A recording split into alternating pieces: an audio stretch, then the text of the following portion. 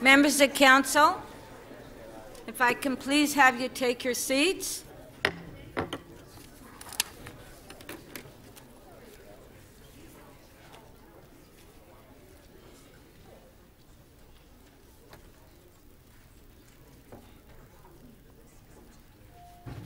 Could you please stand for the national anthem?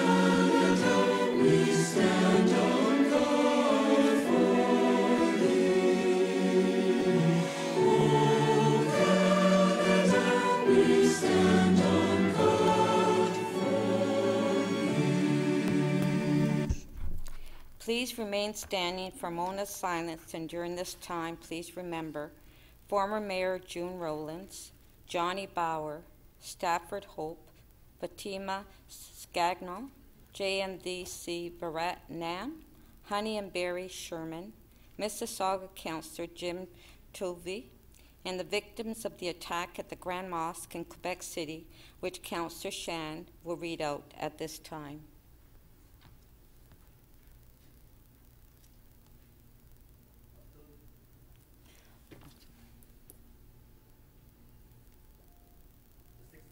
Lost their lives are Abdul Karim Hassan, Abu Bakr Tabdi, Azzeddin Sofyan, Ibrahima Bari, Khalid Belkazimi, Mamadou Tanu Bari.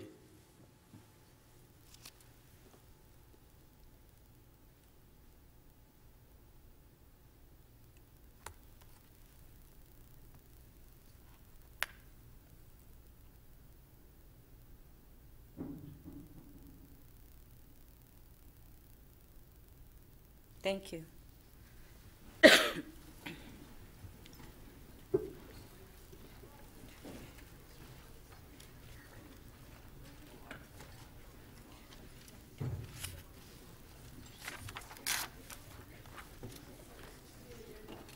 We acknowledge that we are meeting today on the traditional territory of the Mississaugas of the New Credit First Nation, the Haudenosaunee, the Huron-Wendat, and home to many diverse Indigenous peoples.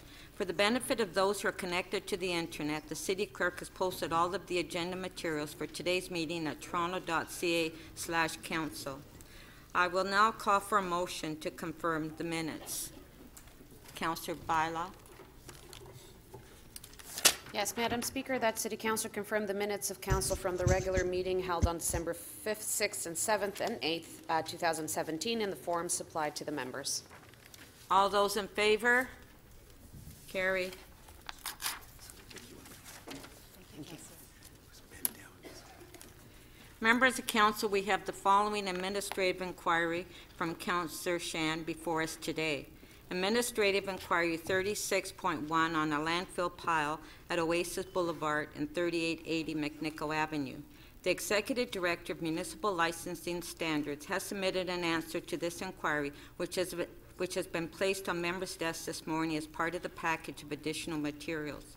May I have a motion to receive the inquiry and answer for information? Councillor Shan, would you like to move receipt? Yes, Madam Speaker, I'll move receipt. Thank you. All in favor? Carried.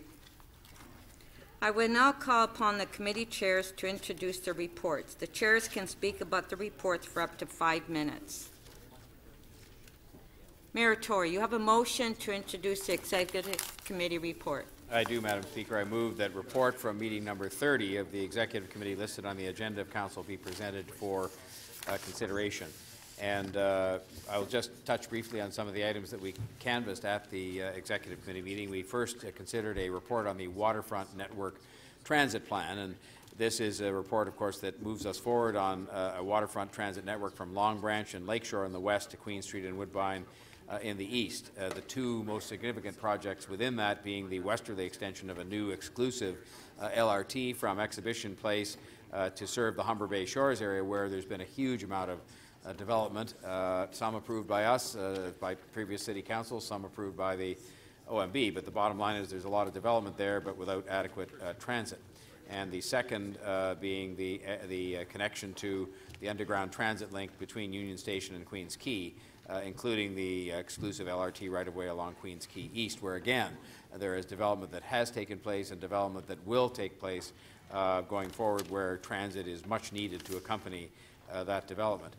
And so this is a first important step in properly serving an area with transit on the waterfront wards that have experienced incredible development, and doing it in a way that is the way we're trying to do all of our transit now, I think, which is in a network approach to ensure that projects proceed in the right order and as quickly as possible. And I would point out that waterfront transit is one of those that has been supported by the federal government with their Phase 2 transit money, which is a step forward. We have some work to do with the province on that and ourselves, but I think we're making progress on this. We dealt as well, Madam Speaker, with a report on the next steps on Tenants First, which is both aimed at improving the governance of the Toronto Community Housing Corporation itself, and one of the items there was how to obviously have better tenant representation on the board, but also the experience of the tenants. And it recommends the transferring of ownership and operation of the agency houses and rooming houses to qualified nonprofit housing operators with expertise in dealing with vulnerable tenants. And one of the things I'm heartened by is when I see the experience we are having in transferring over some houses, for example, on Winchester, that are going to be going from places that were a source of a problem for us. They were not really looking after people well. They were a source of concern for the neighborhood. The buildings themselves were deteriorating. And look at what the future of those is going to be, which is renovated and turned into a place of excellence in dealing with people who have troubled lives and providing support to them. I think these are the kinds of examples that we can repeat over and over again. And the second recommendation is to transfer the balance of the scattered housing portfolio. This is housing we need right now in our portfolio of affordable housing. It's no different an issue than the secondary suites issue, where we just cannot be taking housing inventory that is presently available or needs to be available to us to provide affordable housing for people who need it and have it end up somewhere else where it's not available any longer. And so that's an issue here that is going to be in front of us, that report. We also considered a report which will be one of my priority items on the tax policy options to support small businesses affected by large assessment-related property tax increases. And I think, as we all know, the assessment system is one that I once suggested when I was a provincial politician we should have, with all the people out of the building, one of those controlled demolitions of MPAC and all that sort of seems to go with it. That may not be the best way to deal with it, though I'd reluctantly sort of come to that conclusion. But the bottom line is the system as it is reassessing properties on many different streets in our city that are occupied by small businesses on some assumption that every lot on every street is going to become a condo tower, and therefore people end up paying taxes that are just prohibitive for them to continue with their work. And so this, I think, recommends a step in the right direction, which is to have a cap placed on the annualized increase of the property tax bill over last year of 10%, which I think would at least provide a degree of certainty. I mean, I think people, you know, would obviously prefer the number be 0, but the bottom line is this will provide a degree of certainty as to what the maximum is and make it a little easier for these small businesses to carry on with their work and to carry on making the contribution they make to the character of our communities. It isn't just about business, it's about the contribution that those small businesses make to the character of our communities. The final thing I'll mention, Madam Speaker, is we dealt with a report that I think a very thoughtful report and a good start to the discussion about the future of the old City Hall. I am one of those that I think that view, it's a view shared by many in here, that don't want to see the old City Hall transformed into some kind of a 3-ring circus of any kind or anything even approaching that. And I think that the report was written very much from that perspective, which talked about a museum. It talked about a more elegant, shall I say, wedding chamber. It talked about a library. And it did talk, yes, about perhaps some, restaurants or things that would be suitable within the context of our most precious, I would argue precious because of its prominence and its size and its history, heritage building.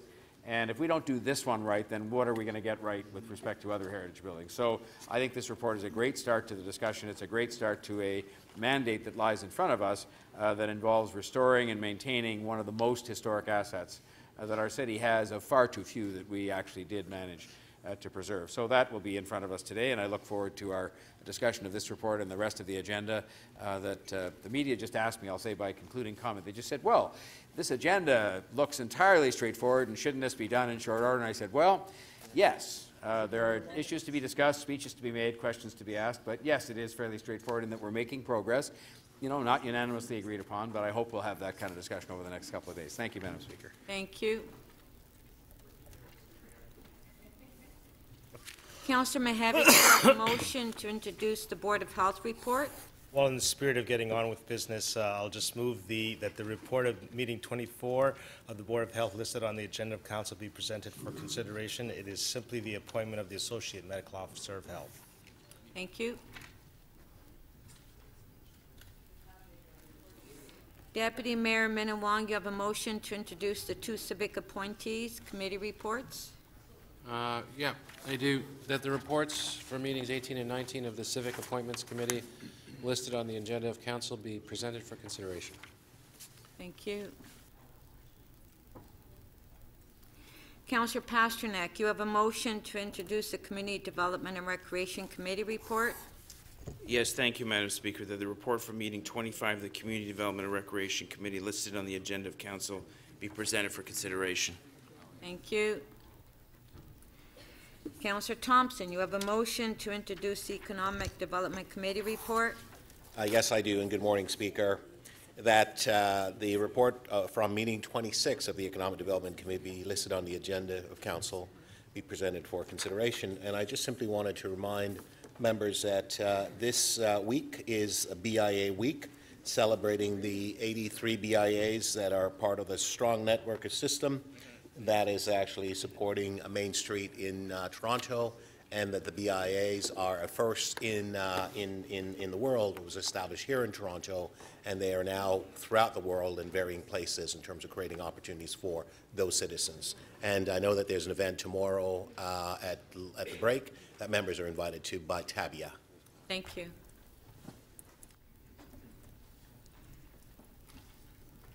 Councillor Ainsley, you have a motion to introduce the Government Management Committee report. Good morning, Madam Speaker. I'd like to move that the report from meeting number 24 of the Government Management Committee listed on the agenda of council be presented for consideration. Thank you. Councillor Doucette, you have a motion to introduce the Parks and Environment Committee report. I do, Madam Speaker. Good morning, everybody. That the report from meeting 24 of Parks and Environment Committee listed on the agenda of council be presented for consideration. And I would just like to thank all the visiting councillors who attended our meeting. We got a lot of really important work done. And as always, everyone's always welcome to come and join us every month when we do meet. Thank you. Thank you. Councillor DiCiano, you have a motion to introduce the Planning and Growth Management Committee report. I do, Madam Chair, and good morning. That the report from meeting 25 of the Planning and Growth Management Committee be listed on the agenda of council be presented for consideration. Thank you, Madam Chair. Thank you. Councillor Holliday, you have a motion to introduce the Public Works and Infrastructure Committee report. Good morning, Speaker. I have a motion that the report from meeting 26 of the Public Works and Infrastructure Committee listed on the agenda of council be presented for consideration.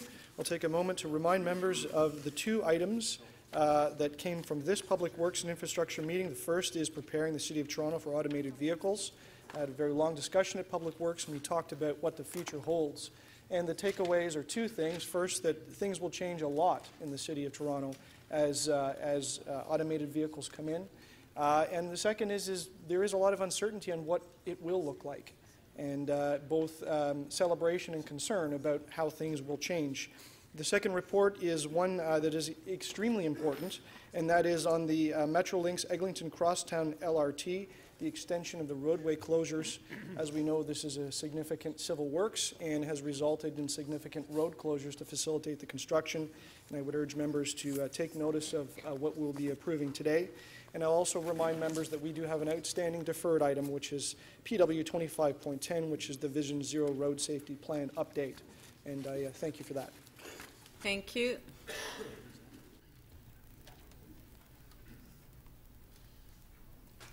Deputy Mayor Minawang, you have a motion to introduce the Striking Committee report. Yes, that the report from meeting 15 of the Striking Committee listed on the agenda of council be presented for consideration. Thank you. Councillor Grimes, you have a motion to introduce the Etobicoke York Community Council report. Yes, I do, and good morning, Madam Speaker. That the report from meeting 27 of the Etobicoke York Community Council listed on the agenda of council be presented for consideration. And while I'm up, if I may, Madam Speaker, we had the condolence motions for Councillor Jim Tovey from Mississauga.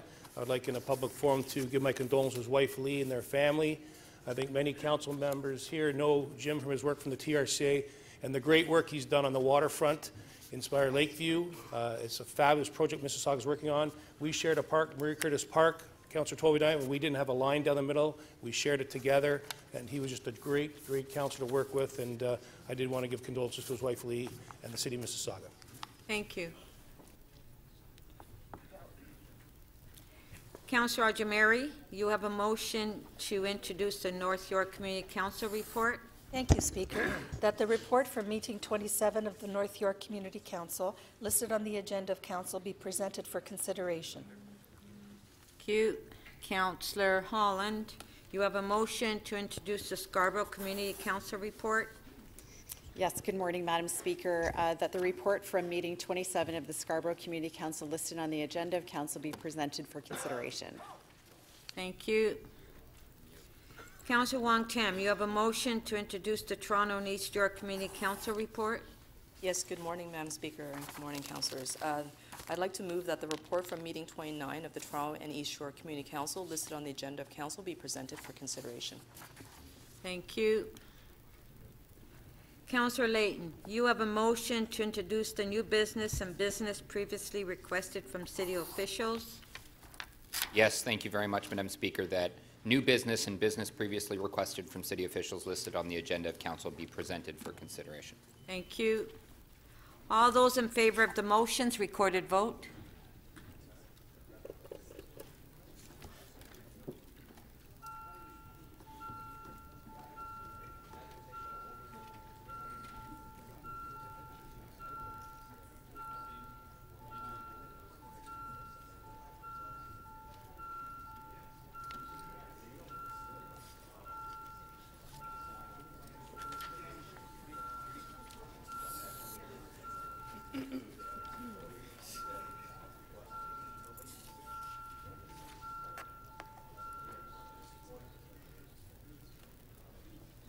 The motion carries unanimously, 34 in favor. Are there, Councillor de Bearmaker, point of privilege? Yeah, Madam Chair, I'd just like to recognize that with that vote, Councillor Stephen Holliday now holds the record for perfect attendance in the chamber. His feud with Councillor Perks is now, I think, officially ended. They'll make peace, and Councillor Holliday, I think, has ended up on top on this one. What about Francis? No, I'm on top. It's more than likely because it's so Francis, if we don't want to just now rub salt in the wound, that's real nice. I don't know. It's just that what Councillor de Bearmaker said, I responded. Are there any declarations of interest? If you do, please indicate the committee, the item or motion number, and the nature of the interest on the right-hand side.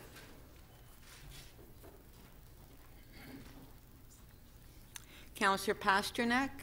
Yes, thank you, Madam Speaker. On page 4, item EX 30.8, Old City Hall, there's an embedded reference there to moving public library from New City Hall to Old City Hall. I'll declare an interest at an abundance of caution as my wife, although on medical leave, still technically works for Toronto Public Library.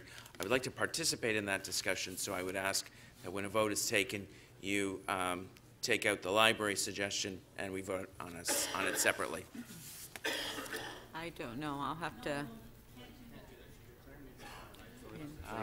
Yeah. Madam Speaker, we've always done that, certainly in the budget deliberations, and in other proposals that have come before. We've voted ad seriatim. We've been able to do separate votes on numerous occasions. But Councillor Pasternak, I'm told that the budget is different than council. When you declare an interest on an item, you declare an interest on the item. You can't separate the item. That's what I've been told, but if you want to participate, that's entirely up to you. Madam Speaker, with all due respect, we've had numerous items that have come to North York Community Council, which include Section 37 agreements that go to local public libraries. I've been able to participate in the full debate of the building application, and we took out the Section 37 agreement on a separate vote. I'm just leaving it up to you, Councillor Pasternak. Yeah, it's entirely up to you, whatever decision you make. Councillor Layton? Yes, thank you, Madam Speaker. On page 3, PE 23.3 Yellow Creek Vale of Avoca update, I'd like to declare an interest in that. My family owns property in the area. Thank you. Councillor Hart. Yes, thank you, Speaker. On page 4, EX 30.2, implementing tenants first, as my spouse is an employee of TCHC. And on page 14, CC 3612, the Ombudsman, Toronto, an investigation into Toronto community housing, again, as my wife is an employee of TCHC. Thank you. Thank you. I will now call for petitions. Are there any petitions at this time?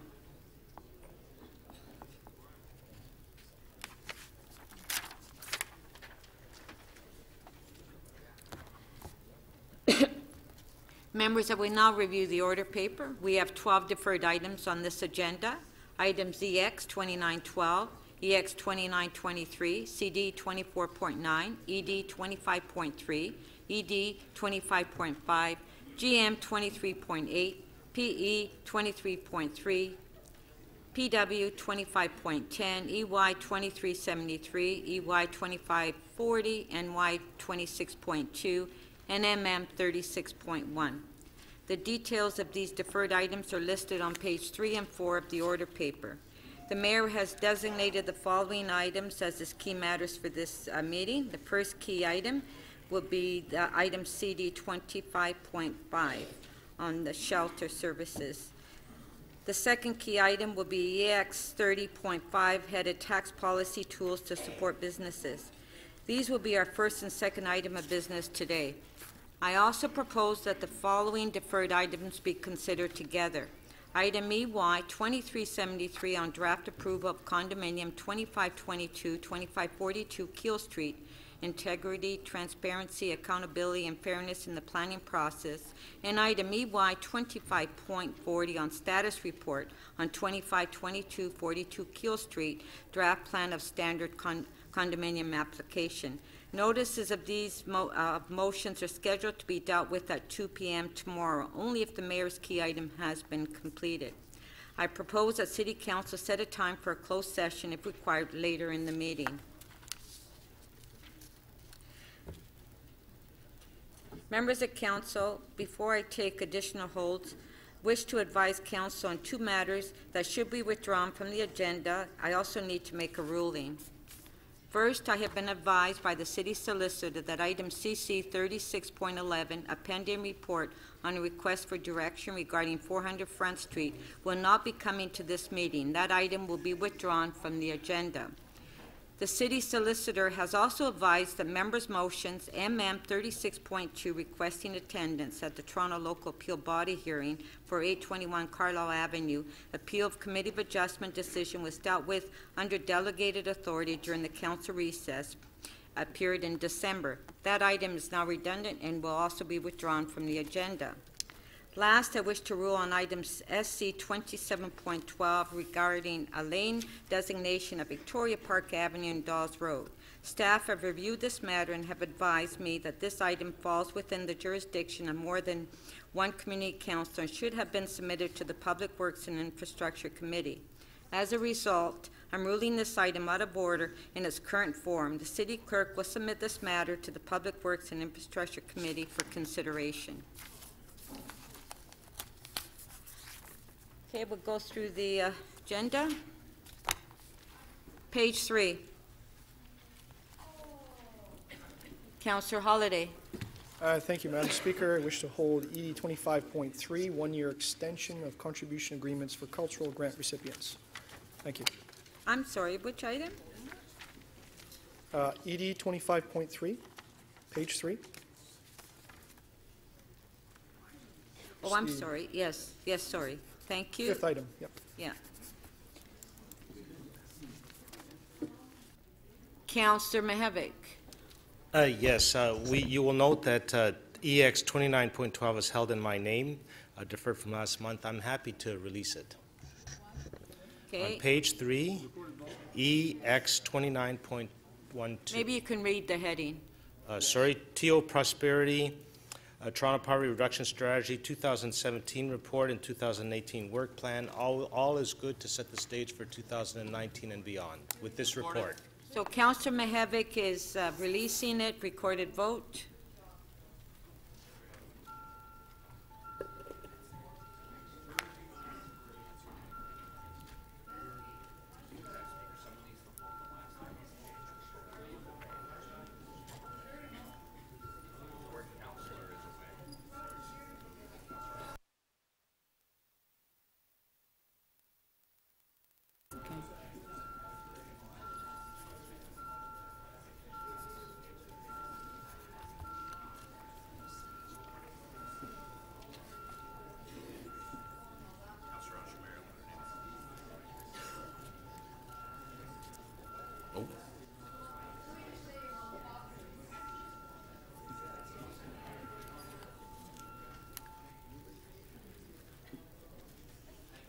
The item carries unanimously, 34 in favor. Thank you. Councillor Wong Tam. On page 3, Madam Speaker, ED 25.5, ensuring a robust hotel supply to strengthen tourism. Thank you. Councillor Ajamari. Bottom of page 3, NY 26.2, 1 Heathcote Avenue. Okay, thank you. That's at the bottom of the page on page 3. Page 4. Councillor Grimes. Thank you, Madam Speaker. EX 30.1 Waterfront Transit Network Plan. Thank you. Councillor Layton. Yes, thank you, Madam Speaker. I'm able to release at the bottom of the page EX 30.13 use of Bentway, use agreement for the Bentway. Okay, on page 4, EX 30.13, Councillor Layton is releasing. All in favor? Recorded.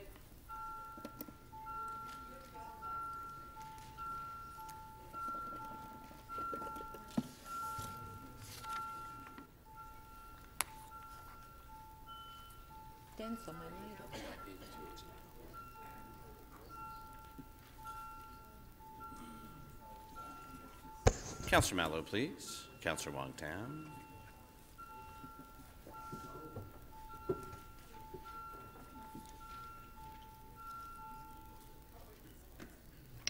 Councillor Ainsley, please.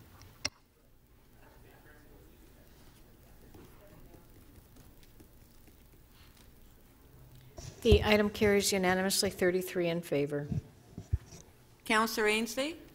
Thank you, Madam Speaker. The item above that, EX 30.12, Toronto's Open Data Master Plan, I can release that. Okay, on page 4, EX 30.12, Councillor Ainsley is releasing. All in favor? Recorded vote.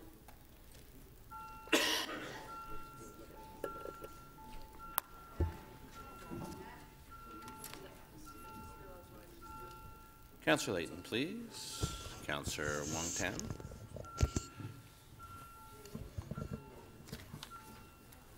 Councillor Bailao, please. Councillor Fletcher, please.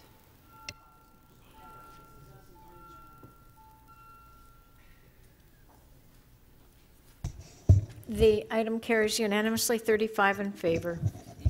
Page 5, Councillor Davis. Actually, Speaker, it was on page 4, but I've changed my mind. I'll just let it go. Thanks. We're on page 5. Oh. Yeah, I know. That's right. Thank you. So on page 5, we have Councillor Layton. Thank you very much, Madam Speaker. I would just like to, rather than hold the item EX30.21, Phase 2 affordable rental at Mirvish Village, just thank staff for their hard work and note that we have already achieved a higher rate of affordable housing than we would have should the new regulations on inclusionary zoning pass at the province. So again, I would use this opportunity to urge the province to make those regulations actually do what they're supposed to. Thank you.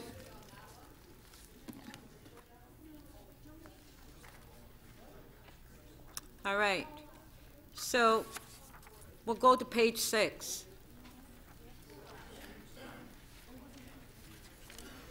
Councillor Mihevik. Yes, I just asked for a recorded vote on the Board of Health appointment. Just because I'm afraid of Councillor Fletcher. So Councillor Mihevik is asking for a recorded vote on HL 25.6. Recorded vote. Pardon? Oh, yeah, 24.6. Recorded vote.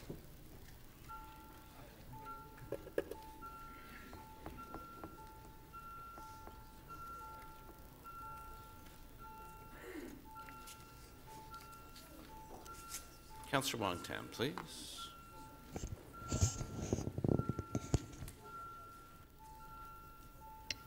Councillor Holliday, please, and Councillor Mihevik, please. And Councillor Crawford, please.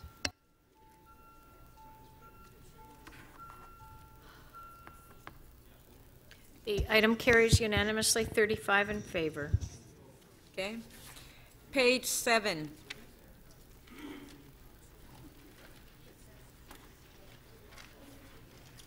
Councillor Fletcher. Speaker, I will just release, holding ED 26.10, film studio capacity pressures, and just say that working with the city staff, economic development, new TRA, Mr. Livy and Waterfront Toronto, this is moving along very well as we looked at the Portland's planning to accommodate all uses, residential and also film studios. So I'm very happy, and I just asked for a recorded vote on that. Okay, recorded vote.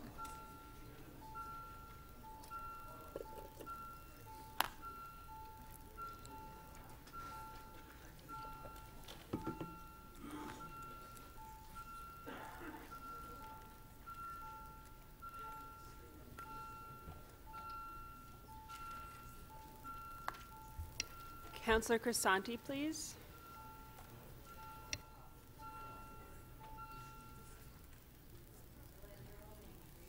The item carries unanimously, 35 in favor. Page 8. Councillor Cressy. Thank you, Speaker. Item PE 24.5, reinforcing the importance of Toronto Island's habitat. I'm happy to just release that. Yes. No, I'll keep holding it then. Thank you. Okay. Councillor Holliday. Thank you, Madam Speaker. I'd like to hold PE 24.3, Parks Ambassador Service Level, please. Thank you. He's holding on page 8, PE 24.3, Parks and Environment. Councillor Wong-Tam.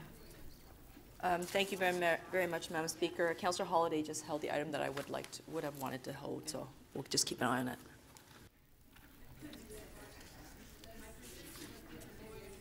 Page 9. Councillor Holliday.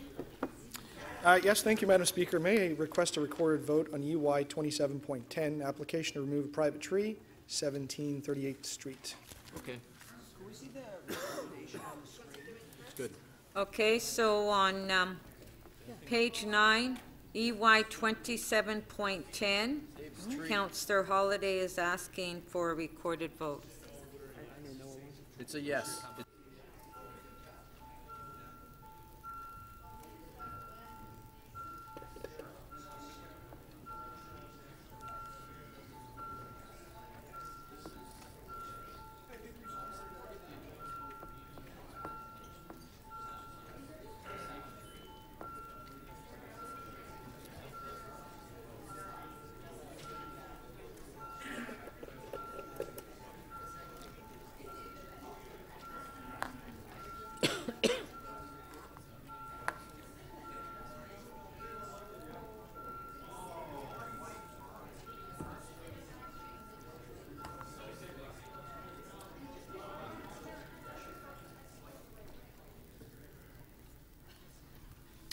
The item carries 31 to 5.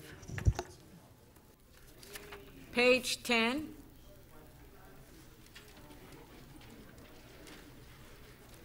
Councillor Holliday. Madam Speaker, I do request another recorded vote on NY 27.30 application to remove private tree 168 Grand Ravine Drive in Ward 8. May we see that on the screen as well? That's also a yes for the rest of us. Recorded vote. This is on page 10, NY 2730.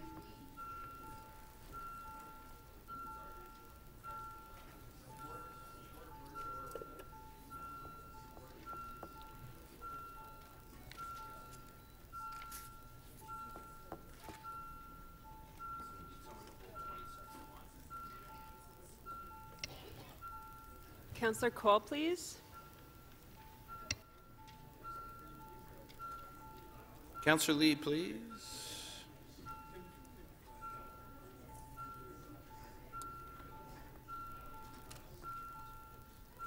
Councillor Lee, please, your vote.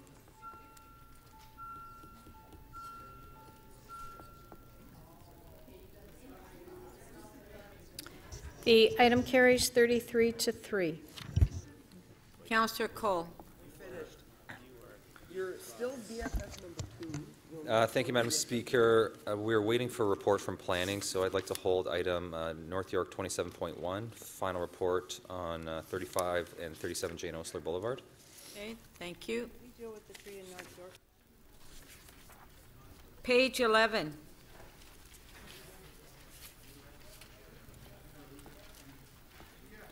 Councillor Holliday. Nothing from me. No? That was from the last part of me. Okay, can we clear the screen? Okay, page 11. Councillor Wong Tam. Speaker, TE 29.297, 21-35 Sherburne Street North, zoning amendment and rental housing demolition application. It's an accompanying report to something else that's on the next page, so I'd like to hold both items. I could hold. Do you want to hear what the title is for the next item? Yeah, what number is the next? Okay, then on page 12, it's TE 29.12, alterations for 4 heritage properties and demolition of 1 heritage property and construction of a replacement structure in the South Rosedale Heritage Conservation District. Okay, thank you. Thank you. Oh, on page 11, Councillor Wong Tam is holding T 29.7, 2135 Sherburne Street North. Councillor Fletcher. Sit out. No, it went, you TE 29.4, permanent closure to vehicular traffic, a 0.3 meter wide strip of land on the east side of the north-south portion of the public lane located at the rear of 1126, 1140 Gerard Street and 380, I thought I had to read it, 387 and 389R Leslie Street. I'd like to refer that back to Toronto East York Community Council, please. I get evil from looking. Okay. Recorded? So on page 11, T 29.4, Councillor Fletcher is moving to refer back to Community Council. All in favor? I didn't know. Carried.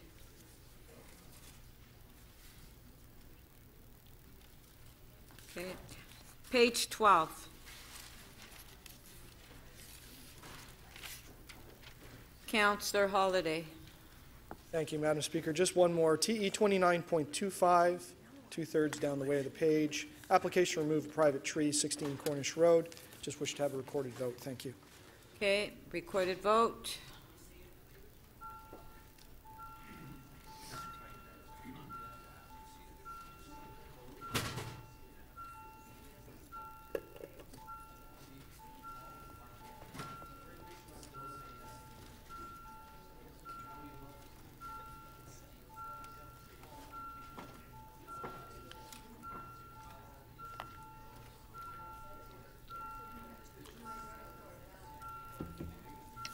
Councillor Crawford, please.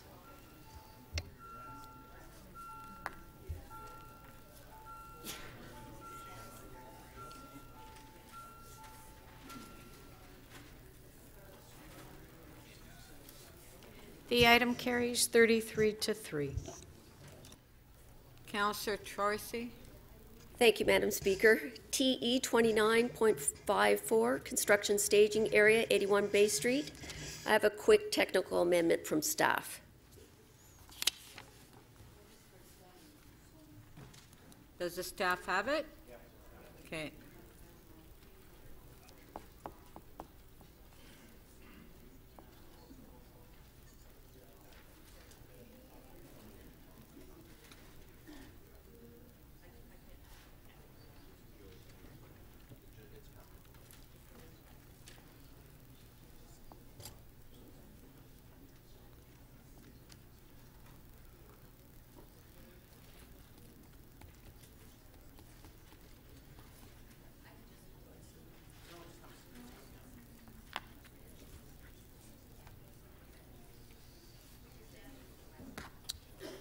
Okay, there it is.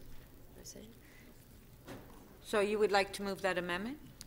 Yes. Yeah, okay. So on page 12, T20, 2954, the amendments on the screen, all in favor? Carried. Item is amended, all in favor? Carried. Thank you. Councillor Wong Tam, page 12. T 29.13, alterations to a designated heritage property, intention to designate under Part 4, Section 29 of the Ontario Heritage Act, and authority to enter into heritage easement agreement 771 Yonge Street.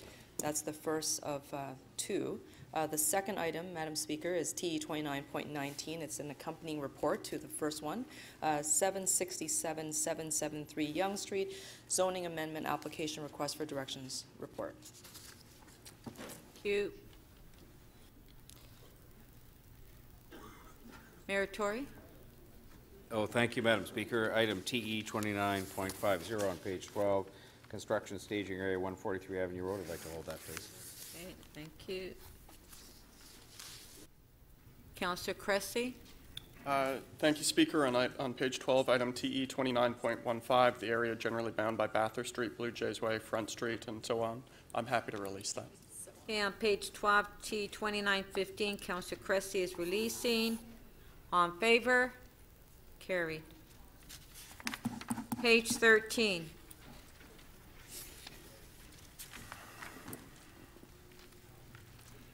Councillor Cressy.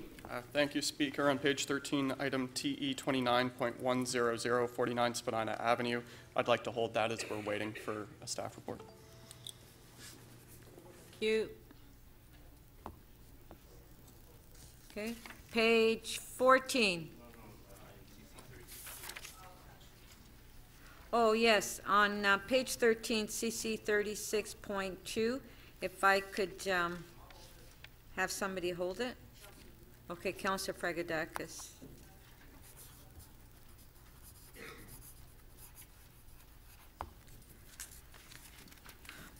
Page 14, Councillor Mihevik. Yes, I'd just like to ask for a recorded vote on CC 36.6, 390 to 398 Spadina Road, which is a confidential report. On page 14, CC 36.6, Councillor Mihevik is asking for a recorded vote.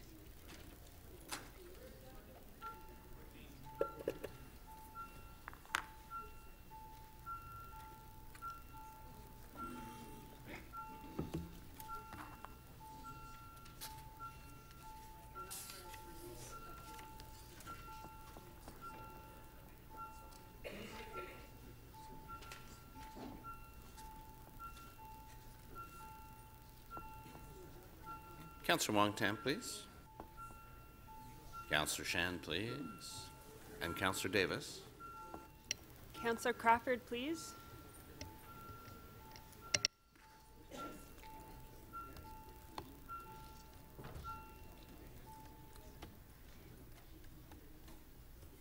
The item carries unanimously, 38 in favor. Councillor Cressy, page 14. Thank you, Speaker. Item CC 36.4, development charges bylaw on 245 to 255 College Street. I'd like to hold that. And then a second item is CC 36.11, 400 Front Street West zoning bylaw amendment. I'd like to hold that as well.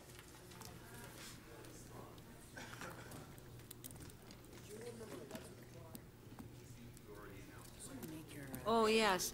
Councillor Cressy, that was the item that we we withdrew. Yeah. Okay. Councillor Troisi. Thanks, Madam Speaker. I'd like to hold CC 36.7, 301 to 317 Queen Street East, the Ontario Municipal Board Appeal request for direction. Thank you. Page 15 is already held.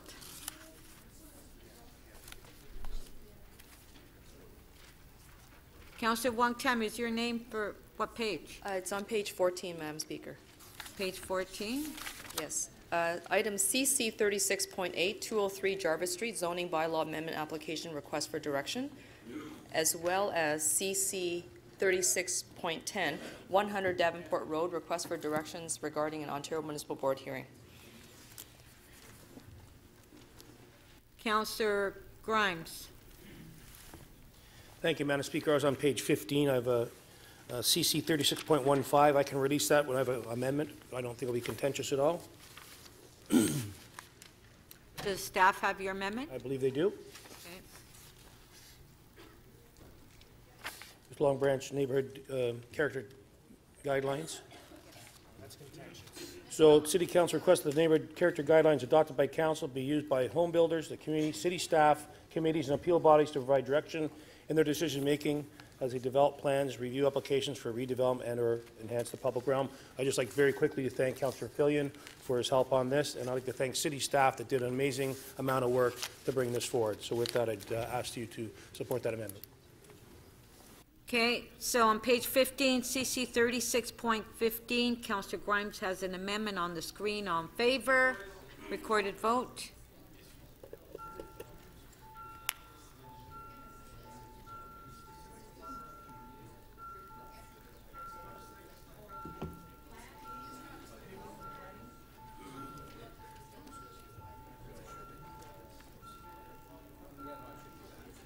Councillor Layton, please. Councillor Wong-Tam.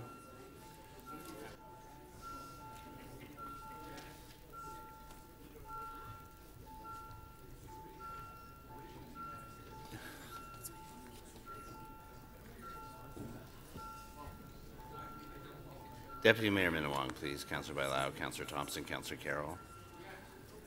Councillor Matlow, please.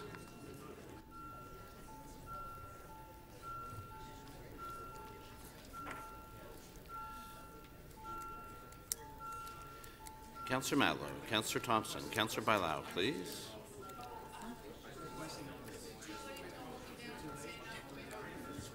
We're in the middle of a vote.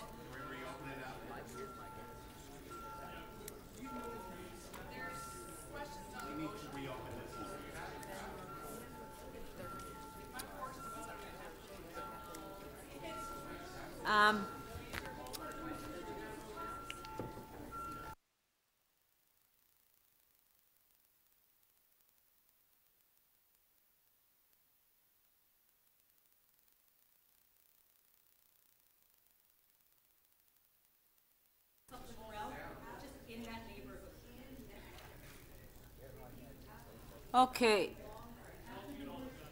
Pardon?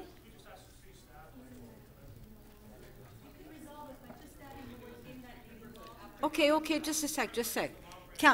Councillor Grimes? You can ask staff, or we can hold it down, but it references the Long Branch neighborhood character guidelines adopted by Council. So, right at the beginning, so you can ask staff or hold it down. I'm fine with either way. Is planning staff here?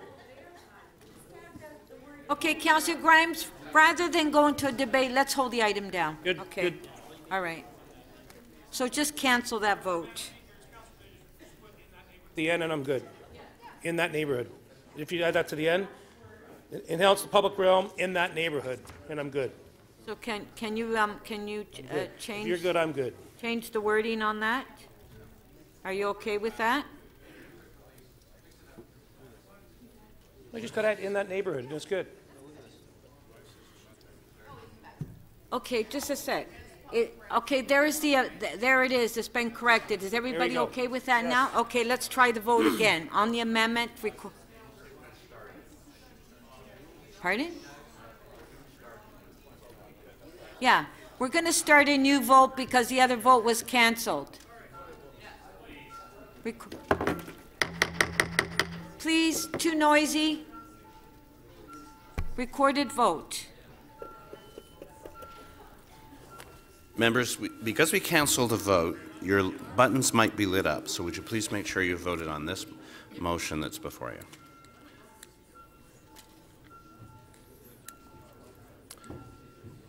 Councillor Wong-Tam, please. Councillor Lee, please. Deputy Mayor, please. Councillor Ajamari, please. Councillor Pasternak.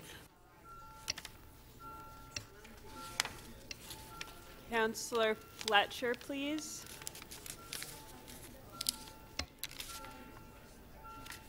Councillor Lee, your vote, please.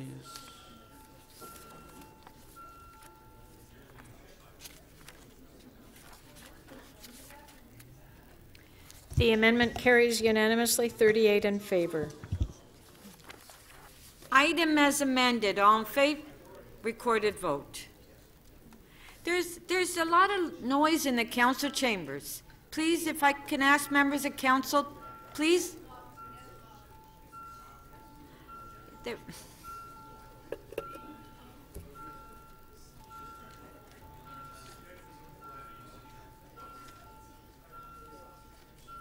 Councillor Karygiannis, please. Councillor Layton, Councillor Wong-Tam. Councillor Davis, please. Councillor Holland, please.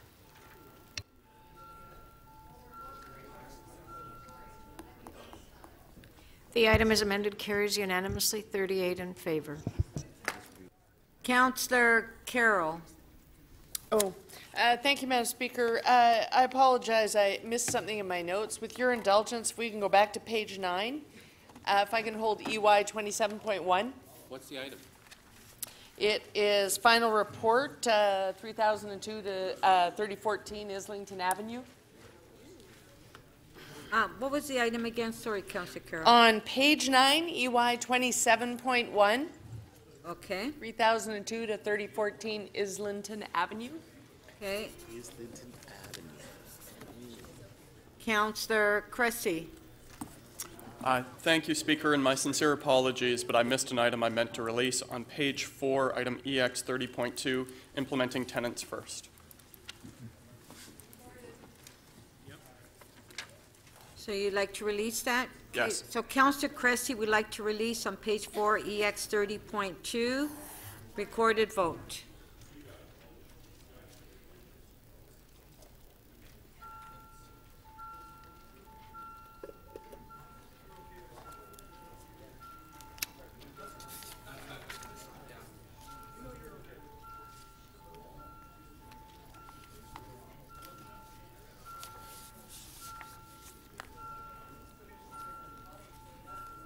Councillor Lee, please.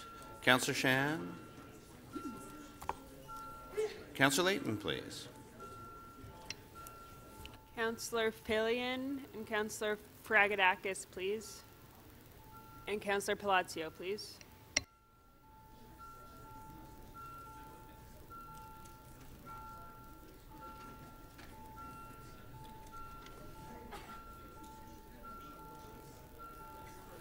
Councillor Fragadakis and Councillor Filion, please.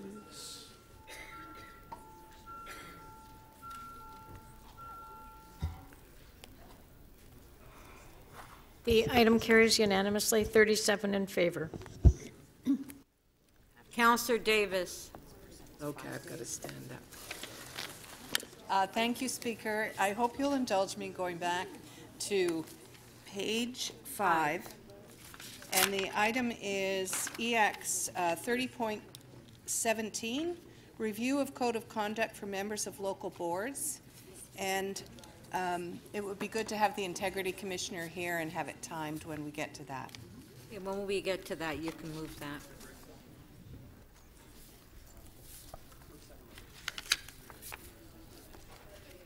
The city clerk has noted the items that members wish to hold. Oh, I did that, okay. I will now consider requests to make items urgent and time-specific. Councillor Fletcher. So, Speaker, I would like to have it CC. What page? Sorry, it's on page 14, and it's CC 36.12. Ombudsman Toronto Report and Investigation in Toronto Community Housing Corporation's Medical and Safety at Risk Priority Transfer Process for Tenants. I'd like to have that after members' motions on Thursday afternoon, please. Tomorrow afternoon. Tomorrow after members' motion. Okay, on favor? Carried. Councillor Doucette. Thank you, Madam Speaker. On page 15, top page, CC 36.13, the Office of the Integrity Commissioner's 2017 Annual Report. I would like to make it time-sensitive after the Ombudsman's report, and I would like a presentation, please. Thank you. Sorry, so that would be after members' motions, after the Ombudsman's tomorrow. Okay, and at the same time, because Councillor Davis was asking for the Integrity Commissioner to be present for her item on EX, on the Executive Committee, so it could be dealt with at the same time. Sure, sounds good. On favor? Carried.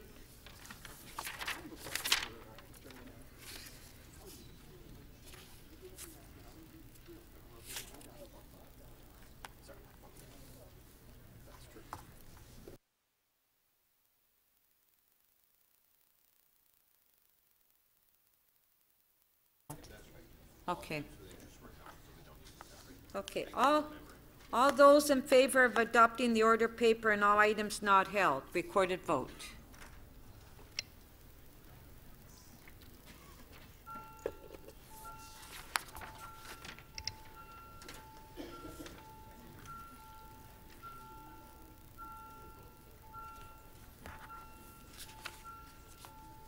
Councillor Layton, please. Councillor Bailao, please. Councillor Matlow.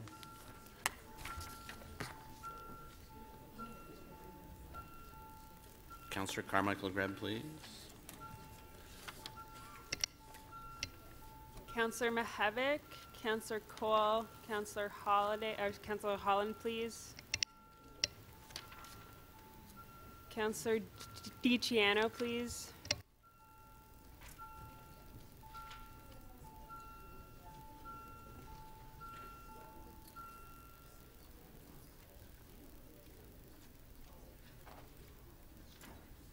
The motion to adopt the order paper carries unanimously, 37 in favor. Okay, Councillor Bailao. Thank you, ma'am. I think it's a point of privilege, and just because our colleague David Schneider is not here, I think it is appropriate that I remind everybody how many affordable housing units we're approving in this report. And so on the agenda today, I just want to remind everybody there's funding for over 300 affordable units that we're approving today, so thank you. Thank you. Okay, before we continue, I would like to welcome the grade 10 students from St. Michael's College School located in Ward 21. Their local counselor is Joe Mihevik, and their group leader is Mr. John Walsh. Welcome.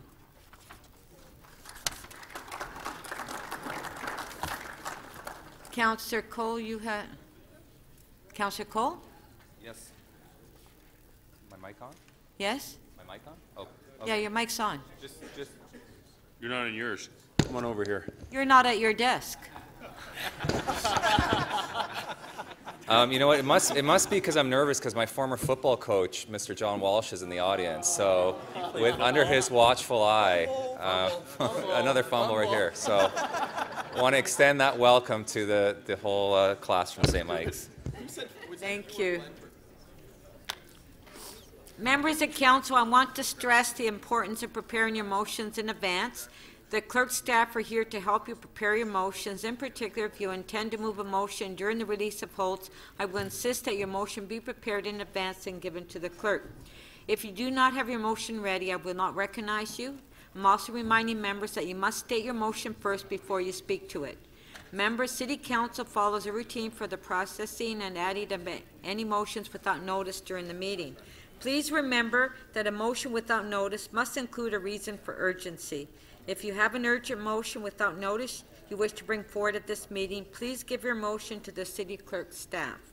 They will prepare the necessary procedure motion for my review along with your motions.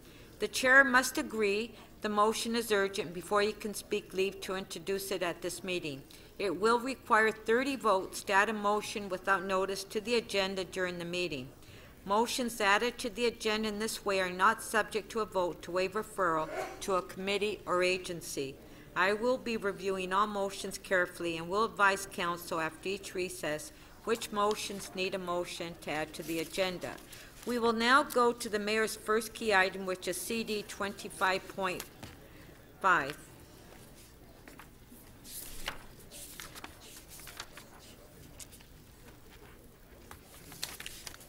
It's on page 6. Do we have questions? Councillor Cressy, questions? Thank you, Speaker. A few questions, and I'll begin with our General Manager of Shelter Support and Housing. Mr. Raftis, what is the waiting list, the permanent waiting list for social housing in the City of Toronto? How many people are waiting? Through the Speaker, households approximately 90,000. 90,000 households. Do we have a sense of how many people that is? Approximately 180,000 people. 180,000 people are on the waiting list for social housing.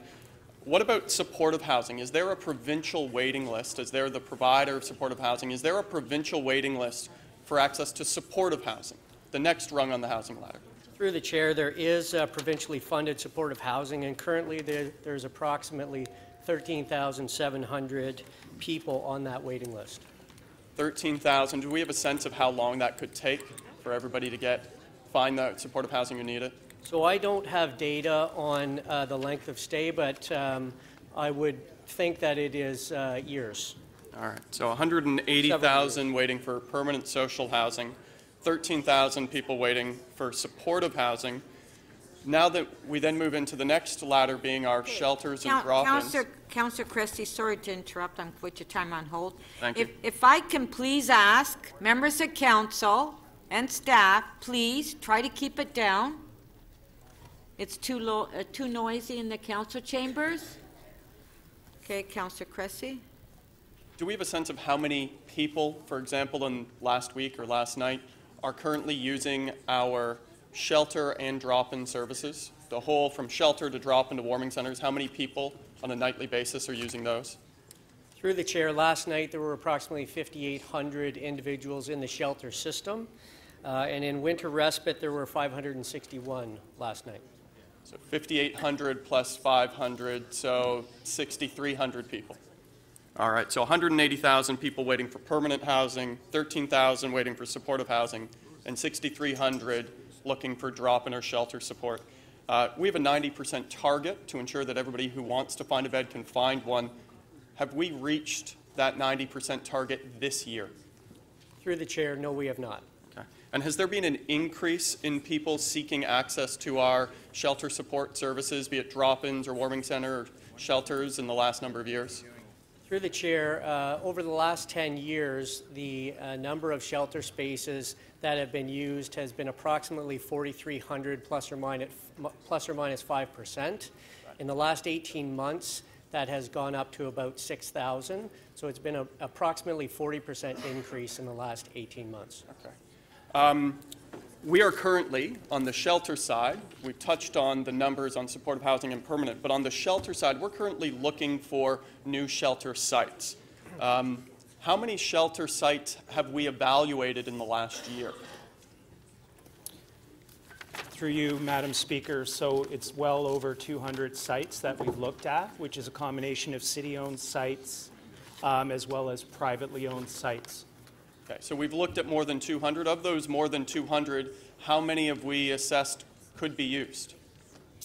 I don't have that data with me, but you know, we have the current shelters that we have enabled, the current winter respite sites, and we've just enabled you know, 2 or 3 new sites. I understand that, but Yeah. I guess in the last meeting of council, I understood that there were more than 500 sites that we had looked at for potential shelters. So now I'm hearing it's 200 sites. Can No, you- sorry. So the original number was much higher, and that was based on the fact that we looked at the entire city portfolio, and that was the starting point.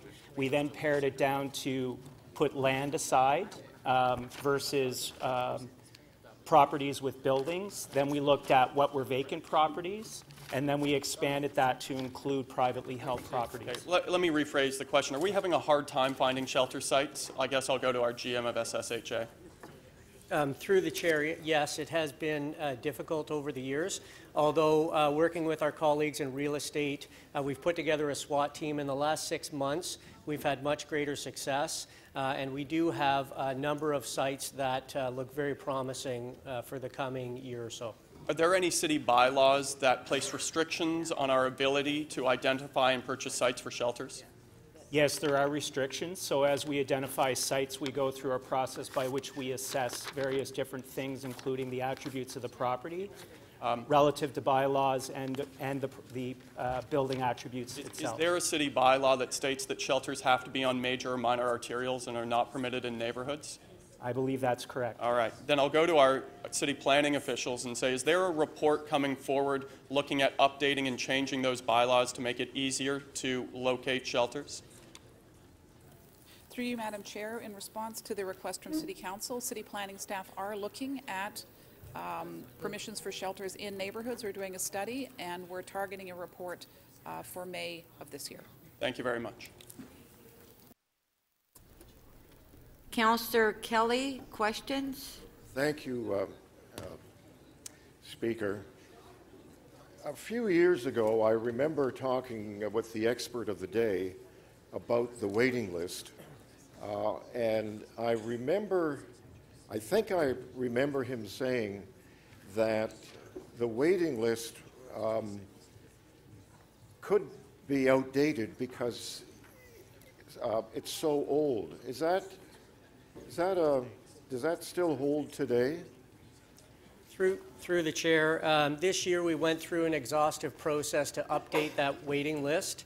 Individuals that had not been contacted in multiple years, we made direct contact with. It was 26,000 people. As a result of that, 3,500 people were removed from the waiting list. So we believe, to the best of our knowledge, that the current numbers are an accurate reflection of the waiting list. Thank you, Speaker.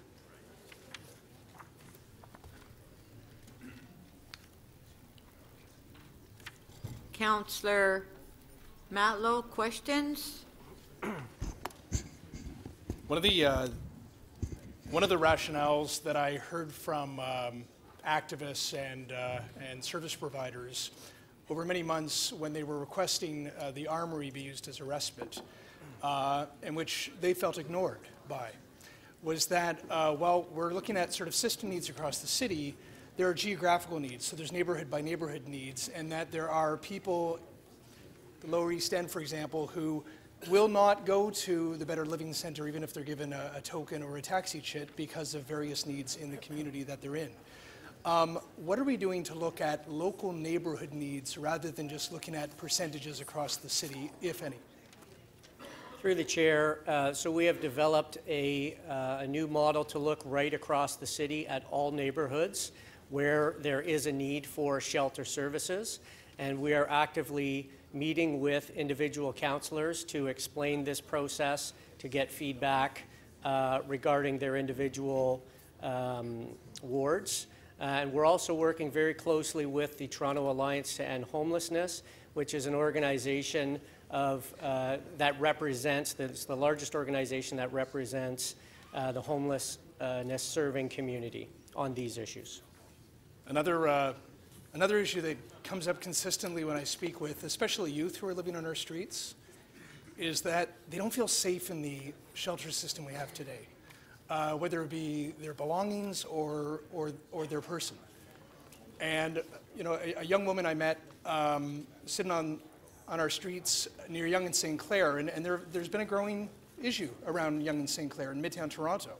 A lot of people don't know that, but those of us who walk those streets do. And I talked with her and I asked her, how did you end up here? Why did you choose this location?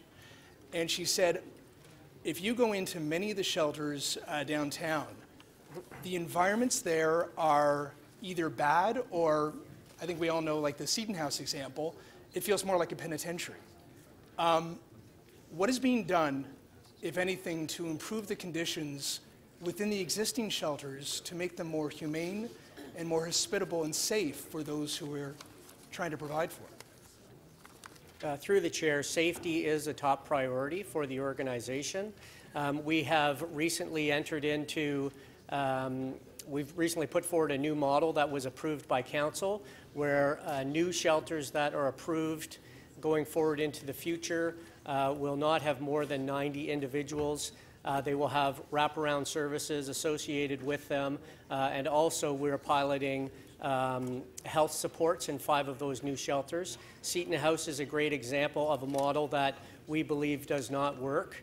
And that's why we have the George Street revitalization well underway. Although the health services model in Seton House is something that we need to really take a good look at, because in fact the individuals in Seton House receive some of the best health care in the system because of the access to physicians and nurses through St. Mike's and the inner city health team. My understanding is that staff support has remained stagnant between the 2009 and 2017 budgets. Given the growing demand, the growing needs, why have you not been recommending more resources, more support on the ground? Through the chair, I am recommending more resources and more people on the ground. How many? We have, in the budget briefing note, there is a recommendation for 35 staff. And then lastly, I remember a meeting we held many months ago when we met with Kathy Crow and other activists, and they were asking us to open the Armory as a shelter, if not a respite. And they believed that they were ignored. I agree with them. Why were they ignored? Why wasn't the Armory recommended as a respite? And why was it only done after the fact, after it was so evident that the crisis had occurred, the very crisis that they had warned us about so many months ago? Through the chair, in December at Council, I believe that I explained this situation around the armories. As I had said at that time, the armories was never off the table. In July, staff brought forward a recommendation to open 5 winter respite sites at the cost of $6 million. Far more service leading into this winter than the previous winter. We had 160 spaces last winter. We believe that that increase in service would have been adequate for this winter. When we realized that more people were coming and we had such a significant increase, we did recommend a 6th site, and at that time the Better Living Centre was an excellent site for that. And as we filled up the Better Living Centre and more individuals came into the system, then we recommended going to the armories as an interim measure until we could get George Street, which was identified by the province, and also Davenport opened.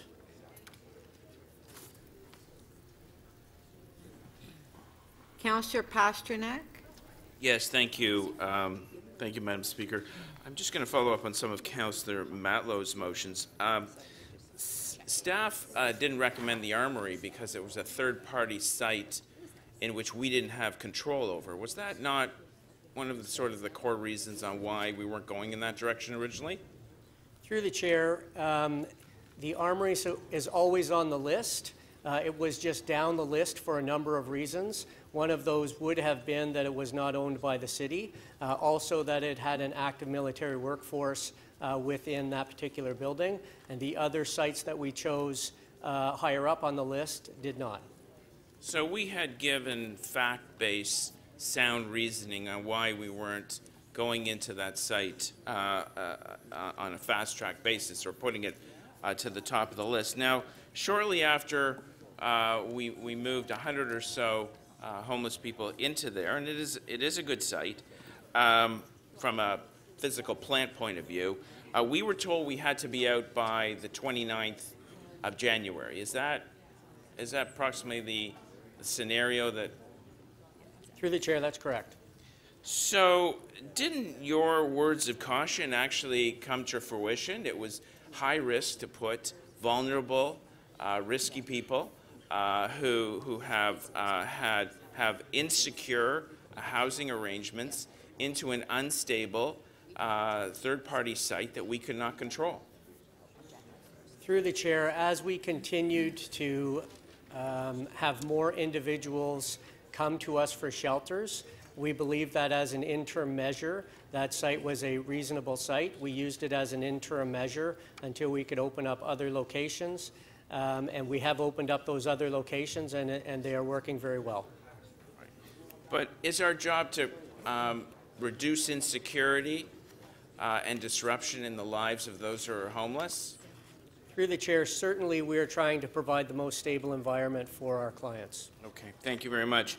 Now, when it comes to deaths of those who are homeless, of course, every death is tragic. Now, we're dealing with a population of about 5,800, I think, is under our roof on a nightly basis in extreme weather circumstances. Through the chair, last evening we had approximately 5,800 people in the shelter system and 560 people in winter respite. Okay, so fair enough.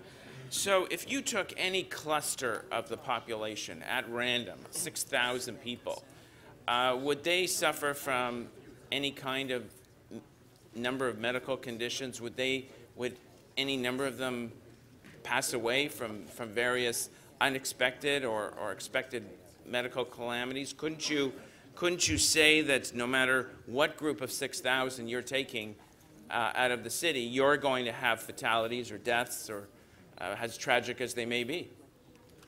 Through the chair, the medical officer of health might want to comment on this. Certainly my experience in EMS is that obviously we have issues throughout all populations. So is it correct that there's no requirement to report the cause of death when we suspect a homeless person has passed away? So through the speaker, thank you for the question. When it comes to the issue of reporting on homeless deaths, there's an initiative, I should say, that was started by Toronto Public Health about a year ago to get a better handle on the circumstances and the numbers of homeless deaths that are happening within our city. When it comes to actually understanding the circumstances, we have about 200 or more than 200 social service and community agencies that are providing us with information to the best of their ability in respect of those deaths. A certain subset of those deaths are deemed coroner's cases, and we know more about the circumstances of those deaths because of the thorough investigation associated with the coroner's reporting processes. But when it comes to deaths in general, we may not have confirmed information on every single one of those deaths simply because of the nature of the system. Now, at one point, the coroner pulled out of autopsies of on-street deaths. Are they participating now? Are they back in the game when it comes to autopsies, or? So, through the speaker, what happens is that the coroner gets involved in cases where, in fact, there is a suspicious circumstance or an unexpected cause of death. And they do complete investigations in respect of those circumstances. There is, I understand, also some latitude in respect of the Coroner's Act, where if they see special circumstances or they see a greater need, a public need that might be served by further investigation, there are provisions under the Act, the Coroner's Act, that allow for the Coroner's Office to undertake further investigations.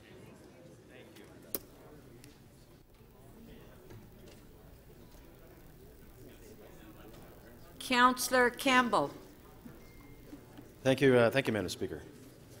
So So, through you to Mr. Raftis, I think the numbers that you said were in the shelters there was 5,800 in shelters and 500 in respite cots and mats and so on. Were those the numbers? Through the chair, that's correct.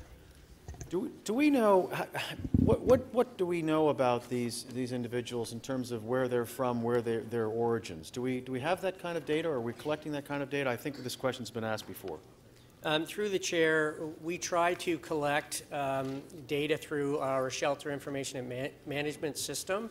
There is quite a bit of voluntary information that can be collected in there. Through our street needs assessment, we do have some information surrounding who is or where people are from. So in 2013, we have some information from that time.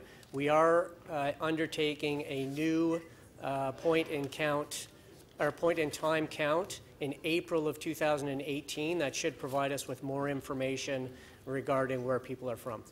So earlier this week, with my colleague, Councillor Cressy, we went to a respite in his ward, one that's going to become a shelter. We were talking to some people, and it was clear that a few of them, at least, were from outside of Toronto, Mississauga, Newmarket. Of the 6,300 people using our facilities. Do we have an estimate? Is it 25%? Is it 20%? Is it 10% that would be coming from other jurisdictions? Because obviously it seems that the City of Toronto is a destination point for people in need. Through the chair, so I do not have data to support a percentage.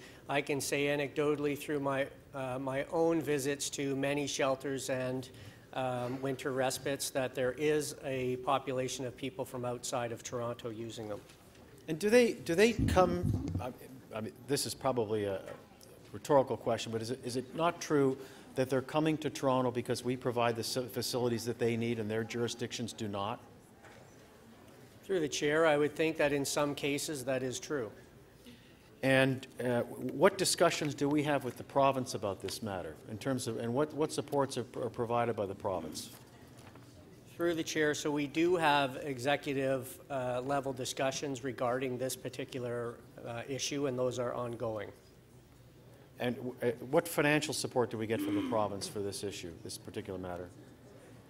Through the chair, so the CHIPPY funding that we receive from the province is approximately $90 million that we use, and we receive approximately 36% of the total funding for the province. So other communities in the province receive, a percentage. So oh yes, I do recall. I think recall Councillor Cressy saying that the other jurisdictions also receive funding, but is that funding done on a per capita basis, or is it done on the basis of need? Through the chair, it is a provincial formula. My understanding that it has to do with need, but I don't have the exact breakout for what constitutes the percentage for each community. Okay, just going to switch gears a little bit. When we had budget consultations, a woman came before our little subcommittee of the Budget Committee and said that there are no shelters in South Etobicoke, and there is a corrections facility there that will be in all likelihood paroling more people into the community, and then when they parole people into the community in South Etobicoke, they have no place to go there, so they find their way downtown. Is staff looking at any locations in Etobicoke, in the West End, for shelters? Through the chair, we are looking right across the city at all areas, including South Etobicoke. Are you aware of this potential influx of demand or uptick in demand from the Etobicoke area because of this correction facility? Through the chair, so there are a number of, the short answer is yes. You are? Okay, good. Last question. Why are we aiming for a 90% shelter occupancy cap? Or is that what our aim is? And if so, why is it 90%? Through the chair, so this is a measurement that goes back many, many years, 20 or 25 years. In terms of its development, I'm not aware of the details associated with that. My understanding is to provide some capacity in the system for increases and, lulls and spikes in demand within the system. Thank you. Excuse me, I'm sorry. I would like to know if there's a place where I can go right now and rest. I'm exhausted. Okay, There's a place right now where I can go and rest. No money. I lost the keys of the place where I'm staying. It's a quick question. Yes or no? There's a place, yes or no? I'm sorry, sir. I haven't finished. Yes or no? Try to help me. No, I need the help. I don't need that to try. I need a help. I'm exhausted. Thank you. I don't need to. Councillor Fletcher.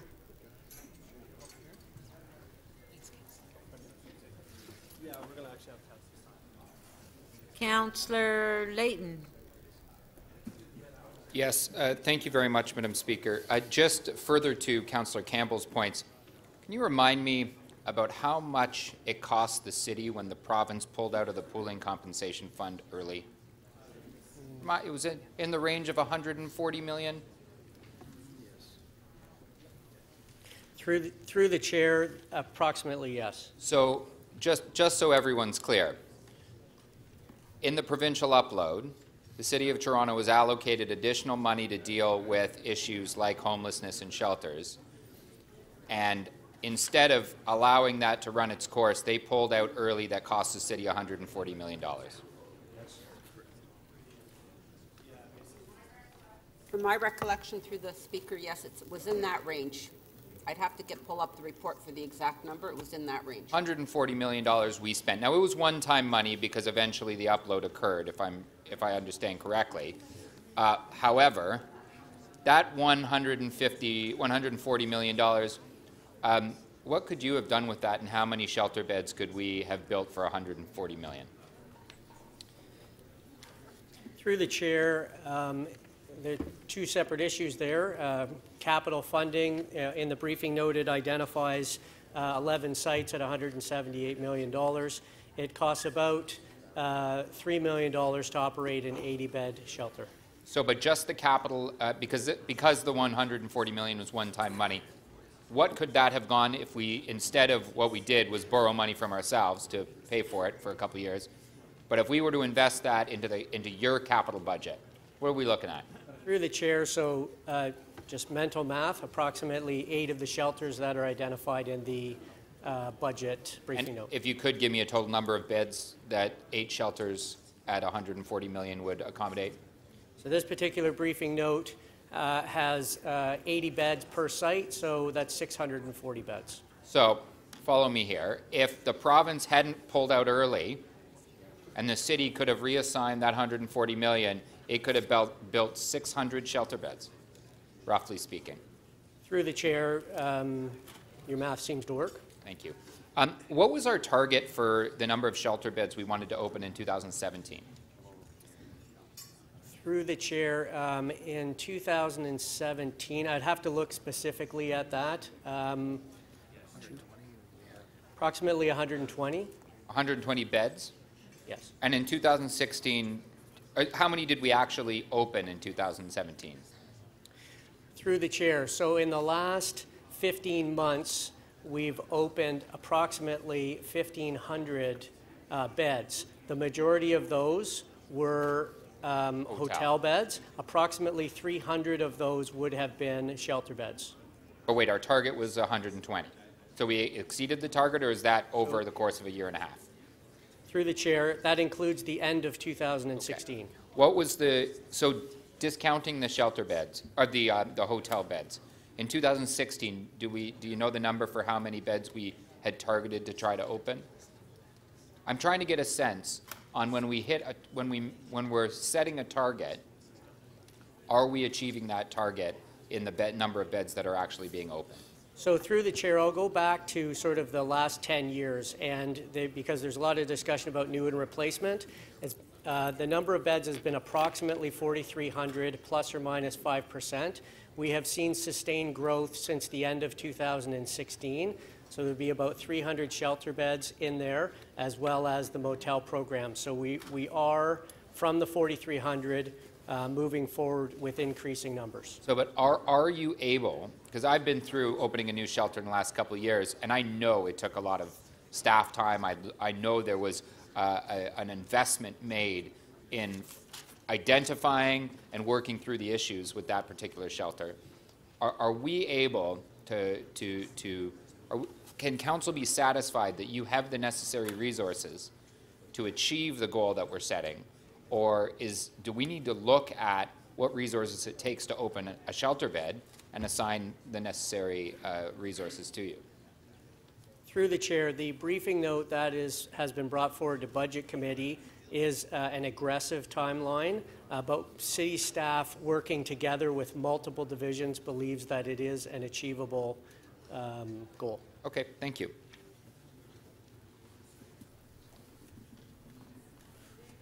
I still can't. Councillor Palacio. Speaker, the waiting list for subsidized housing has been growing, has been increasing during the last few years. Why is that? Through the chair, so the waiting list currently has 89,895 households, or approximately 180,000 individuals. In terms of its growth, about 6,000 households are added to the waiting list every year, and about 3,000 households are housed from the waiting list. So every year you continue to see an increase. There's more demand than there is supply. I get it. So, but there must be a reasoning behind that. For example, in terms of the level of unemployment, the cost of rental housing out there. Is that because of the number of newcomers to the system, like refugees and so on? Is that adding additional pressures to the shelter system and to the affordable housing as well? Through the chair, the dynamics that you describe, I believe, are contributing to that. So in terms of the transitional aspect from homelessness, we have a sheltering system, and then we're supposed to move on to housing those people. Where's the pressure that we really have to address as City Council in terms of creating the tools that you need so we can address the problem properly? Because it seems that there is some level of disconnect within those three aspects. Through the chair, so there are many issues contributing to this. You're correct, in the employment market, affordability, vacancy rates, all of those things contribute. The organization has fairly strong eviction prevention programs that we're working on. We also work very hard to provide housing supports to get people housed. That being said, within such a tight market of vacancies being 1% or less, there really just is not a lot of housing available for folks. Also, for people who really require deep supportive housing, access to supportive housing is a very challenging piece. There is additional pressures given that Toronto is seen all throughout as a prosperous city, a good place to come and live and work. And so there are a lot of people from other jurisdictions, from other cities, from other towns within Canada, and as well as the new pressures from the refugee system and so on that's coming to Toronto. What are we doing in terms of dealing and financially speaking with the other jurisdictions, and I'm referring with the province and the feds, in terms of coming up with something more concrete to address that problem? Through the chair, I would agree that Toronto receives a disproportionate share of demand. We, as city staff, we are working with provincial agencies and the federal government on these particular issues. We continue to meet with them to discuss these pieces. Thank you. Thank you. Councillor Fletcher. Thank you very much. Thank you very much for preparing the supplemental on the faith groups that currently run a lot of programs. And a number of years ago, the city did a report on the number of services, community services that run out of churches, and there's quite a number of them. Daycare, out of the cold, some shelters. Is that correct? Through the Speaker, that's correct. So there are about, I think it was maybe 7 shelters that were running out of churches, 2 of which have completely closed. Cornerstone closed, and also Wood Green Church closed with the red door in it, and we've had to relocate those shelters. And there's still a few, maybe not up to 7, still a few churches that have shelters.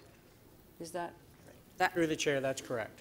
And then there's quite a number of churches that have Out of the Cold. It really is a church-based community organization, maybe 11 or 14. Do you remember how many there are? Through the chair, I believe there are 18. 18. So one of the things that report, because that was a report I asked for in order to get ahead of the curve when we know things are going to be closing, would be to not find ourselves in the situation that we found ourselves in with the red door, where we then had to find a way to replace that service. So on any of those lists where we currently are there any churches that are closed or slated for closure? Through the Speaker, we're working through our real estate agency and our real estate staff, and we've connected with the faith groups to identify those churches. So we do know that there are some. I know the one Out of the Cold that's operating in a closed church. Yes, we are aware of that. Are there any other Out of the Colds operating out of a closed? Not that I'm aware of, but we're waiting for responses back from, we've had some conversations with the United Church as recently as yesterday with senior officials. We're waiting for a response from the Catholic Church and trying to engage in senior level conversations with them so they can identify to us available opportunities. Can I just ask why we're not having conversations with the Out of the Cold programs? We must have a relationship with the people who are running those. They are the people that maintain a whole network for people to sleep there and get a meal. What conversations have we had with them to identify those types of properties? Through the chair, so 2 ways. We're working with the Toronto Shelter Network right now to identify any programs that would be at risk. We're also working with Dixon Hall that coordinates the Out of the Cold program to identify any challenges there. Well, I'm not talking about challenges. I'm talking about the status of the churches that have the operations Out of the Cold. What has Dixon Hall told you? Through the chair, our understanding is Dixon Hall has that information of programs that would be at risk, and they would communicate that through to us. Why don't we have that today? Through the chair, I didn't realize we were to bring that today. Aren't we talking about faith organizations who have programs? It seems obvious to me if Dixon Hall has that information that we should know what they are. Not unclear why we don't have that information. Through the chair, we have ongoing conversations with Dixon Hall, and we will confirm that information today. Let me just add to that, Madam Speaker. It could be that programs may not be aware, depending on whether or not they're being communicated with by the holder of the real estate. So you're not aware that most of the programs are run by parishioners who then generally know what's going on with that church? Generally speaking, yes, but it could be that the holder of the asset, so you know, the Catholic Church or the United Church, may have plans for the asset that the program is not aware of. I'm not asking for plans. I'm asking which ones are closed or at risk of being closed.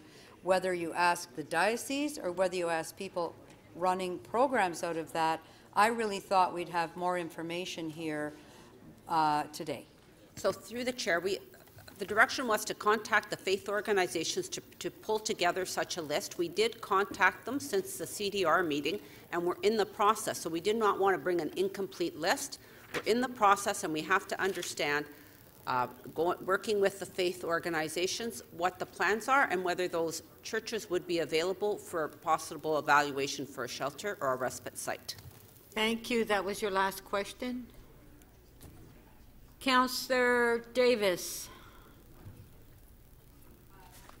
Thank you, Speaker. I want to ask about the SSHA budget, the base budget. Could you give us maybe since 2010, what's happened with that base budget? Has it increased? Has it been flatlined? My recollection is it's been flatlined, virtually. Through the chair, so I believe you're referencing the homelessness and housing first solution portion of the budget. So the numbers I have here are 2009. The city's contribution was $65 million, and in 2017 it's $67 million. So between 2009 and 2017, we've added $2 million to this budget, period. Through the chair, that's correct. How much inflation, Mr. CFO, would we have had between 2009 and 2018? Can't give you a precise number, but it would average about 2% per year. So in total, it would be roughly 20%. So there's been a 20% roughly increase in the inflationary costs and virtually no increase in the budget. Is that fair to say? As the general manager indicated, there has been an increase of $2 million. Out of how over much? A base of $65 million, which roughly translates into 0.5%. So there's been a 0.5% increase in a base budget that has had a 20% increase in inflationary costs. Correct. Wow. So why do we flatline divisions like this in the budget process when we know that the demand, this year it sounds exceptional, but where the demand continues to rise for those services? So through the Speaker, for this year, for 2017, as Budget Committee and Council is well aware, the SSHA budget was overspent, and in 2007 and 2018, it is being increased in order to meet the demand that we're seeing. So there are increases happening through the budget process, which will be before Council later this month. Now, many of those increases were as a result of active amendments and that were made at the political level at committee. What was actually recommended in the 2018 budget? So in the recommendation in the 2018 budget, if I'm remembering correctly, is in the range of a $20 million increase. That's what was recommended, and then the winter season hit, so those estimates are prepared much earlier in the year. Okay. When we saw the need for additional respite sites and shelter sites through the winter season, we were asked to bring forward additional information on the cost of opening additional bed and budget. I know that 300 beds, we're looking at expanding 300 beds in existing shelters. We are now, as a result of changes made at committee, looking at 1,000 new beds, but the original proposal was to simply replace these 5 shelters. That was George Street, Hope, Youth Link, Birchmount, and then 3 more. That was the original budget? And the original 3 new shelters were going to have 180 beds? Through the chair, in the original budget, there were 5 programs that were to open. I understand those were replacements. Councillor Davis, please allow the staff to I finish asked about the answering. 3 new ones that were being proposed. Through the chair, there were 5 programs that were to open. We were asked to report on an additional 3. That would have been 80 beds in each, which was 240 beds. Those 5 shelters, of those 5 shelters, how many were replacement beds? Of the 5 shelters, 170 were replacement, 121 were new. Okay, so there were 121 new in the 5. That's correct. And in the 3 new, there were 100 and... In the 3 new, there would be 240 new beds. Okay, so we're talking about around 500 new beds. Through the chair, that would be around 400 beds, 400 new beds plus the 170 replacement. Okay, now I also read that much of this is coming from reserves, that next year, if the respite services get expanded as they were this year, as well, we're looking at $18 million as a cost pressure next year because we've drawn these services out of reserves. That was your last question. That was your last question. So yes, the proposal is to deal with that through the Tax Stabilization Reserve Fund, and it will have a pressure in 2019. Thank you. Councillor Burnside. Too dark, you think so? Really? Thank you, Madam Speaker. Through you, I just want to clear up some, or follow up on some previous questions. But first, what's the cost of providing a shelter bed, the average cost annually? Through the chair, the per diem is approximately $105. Which would be about 36,000? Through the chair, approximately. Okay, 36,000. Okay. Okay. Following up on Councillor Layton's questions, if I'm not mistaken, that pooling fund was actually, it was actually formed during the Harris government days when they downloaded a lot of the services, and municipalities actually, recognizing that Toronto bore the brunt of some of the services that needed to be provided, that actually surrounding municipalities actually contributed to that pooling fund originally. Is that correct? That's correct. Okay. And at some point, the province took that over on behalf of the surrounding municipalities. Is that correct? Because eventually the province cut off the pooling fund.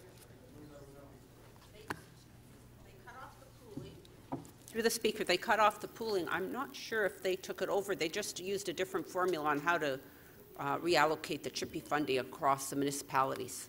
Okay, so but at some point somebody else was contributing and that ended. It was originally in, I guess, whatever year it was with the Harris government, there was never a time period set. It was sort of intended to go on in perpetuity. Is that correct? That was our understanding, so we were surprised when there was a change. Okay, so there's a net loss of $140 million. Okay, thanks. If I'm not mistaken, last year, in around October 2016, we were providing about 4,200 shelter spaces. Through the chair, approximately 4,300. 4,300, okay. And at that time, refugees were using approximately 10%. Is that correct?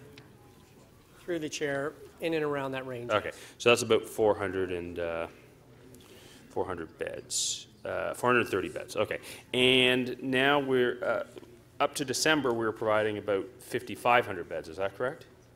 Through the chair, 5,800. 5,800, and but the number of refugees using the on a percentage basis actually increased to about 25%. Is that correct? Through the chair, it's closer to 30%. Well, we'll say 25 for simplicity. So there's a net difference of 1,000 increase of our shelter system by refugees of about 1,000 beds at $36,000. Am I correct that that would be $36 million additional dollars needed? Through the chair, that's correct. So the city is taking on a responsibility of an additional $36 million in 1 year, correct? Through the chair, that's correct. Okay. You did mention earlier you were working on answers with, in terms of discussions with the province and the federal government. Do we have any idea when those answers might be coming forward, or is this a discussion with no end date? Through the chair, we don't have an end date. Those would be ongoing discussions. Okay, thank you. And lastly, in the winter months, the usage of our shelter system tends to go up, correct? Through the chair, that's correct. Okay. In the summer months, do we adjust staffing levels, or do we maintain those staffing levels based on the highest number of users? Through the chair, over the last 10 years, we've seen some fluctuation through the 12-month period with some peaks and valleys. In the last 18 months, we did not see a reduction through the warm part of the year last year. Okay, thank you. But if you were to see a reduction, would you have a plan of action? Through the chair, so as we are well above the 90%, we wouldn't be looking at cutting back on staffing until there was more flexibility within the system. Okay, thank you. Thank you. Councillor de Beermaker. Thank you, Madam Speaker. And I think my questions to staff will be perhaps more site-specific, and I'm focusing on the new respite centre at 705 Progress. And is that just the first new respite center in my ward, or is it the first opening in Scarborough? Through the chair, that's the first one opening in Scarborough. So we have 625,000 people in Scarborough. We have one respite center. Through the chair, that's correct. And the times that I've gone by and driven by, it seems to be pretty much at capacity every night, close to or at capacity. Would you say that it is a well-used shelter? Through the chair, I would. And would you say it's a positive addition to our toolbox of helping people who need those services? Through the chair, it's been excellent. And I know that I do not believe that we ask people where they're from, but when the mayor and I, for example, went through the center, the people we talked to, I would say to me there was a surprisingly large number that said, yes, I'm from Scarborough. Would that surprise you that the people who want to go out to the East End are actually from Scarborough? Or do you think this is a service that, if you will ship people from the downtown core with a taxi chit out to Scarborough to relieve pressure downtown? Through the chair, when we were preparing for this winter, we talked to 500 individuals experiencing homelessness, and there was a very strong message that Scarborough needed this support. And through you, Madam Chair, would you be willing to look at expanding that center at that location to perhaps 100 spaces for next year? Through the chair, we would be looking at all opportunities for expansion. And would you also agree with me that I would say our respite center out in Scarborough has a different dynamic, perhaps, than some of the downtown's respite centers? In terms that it is not in a dense urban core, it's out in the sleepy industrial suburbs of Scarborough? Through the chair, I would say that the geography is quite different. And I think you're aware now that there has been some, I'll call it, conflict between some of the clients at the respite center and some of the business owners in adjacent units? Through the chair, yes, we are aware of that and are working actively with the organization running the program to make improvements. Yep. And perhaps, would you agree with me, I think part of the reason there's conflict is for the 49 people who are coming out of the respite center, it ain't young Dundas Square for them. It ain't the downtown core. They just sort of hang around in a plaza, and inevitably there's some conflict. So do you think at this shelter, learning that I guess it's a new learning curve for us, that perhaps we need to help those clients, give them I don't want to call it a patio, but give them a place where they can go and smoke their cigarettes or tell their jokes without standing in front of other people's businesses that are trying to make a living? Through the chair, it is a new model for us, and we are learning and adjusting as we go with that model. Okay, great. So with myself and the community, you're happy if we could get to 100 spots next year, you'd be willing to do that? Through the chair, provided that there is funding for that, absolutely. Great. Thank you, Madam Chair. Thank you.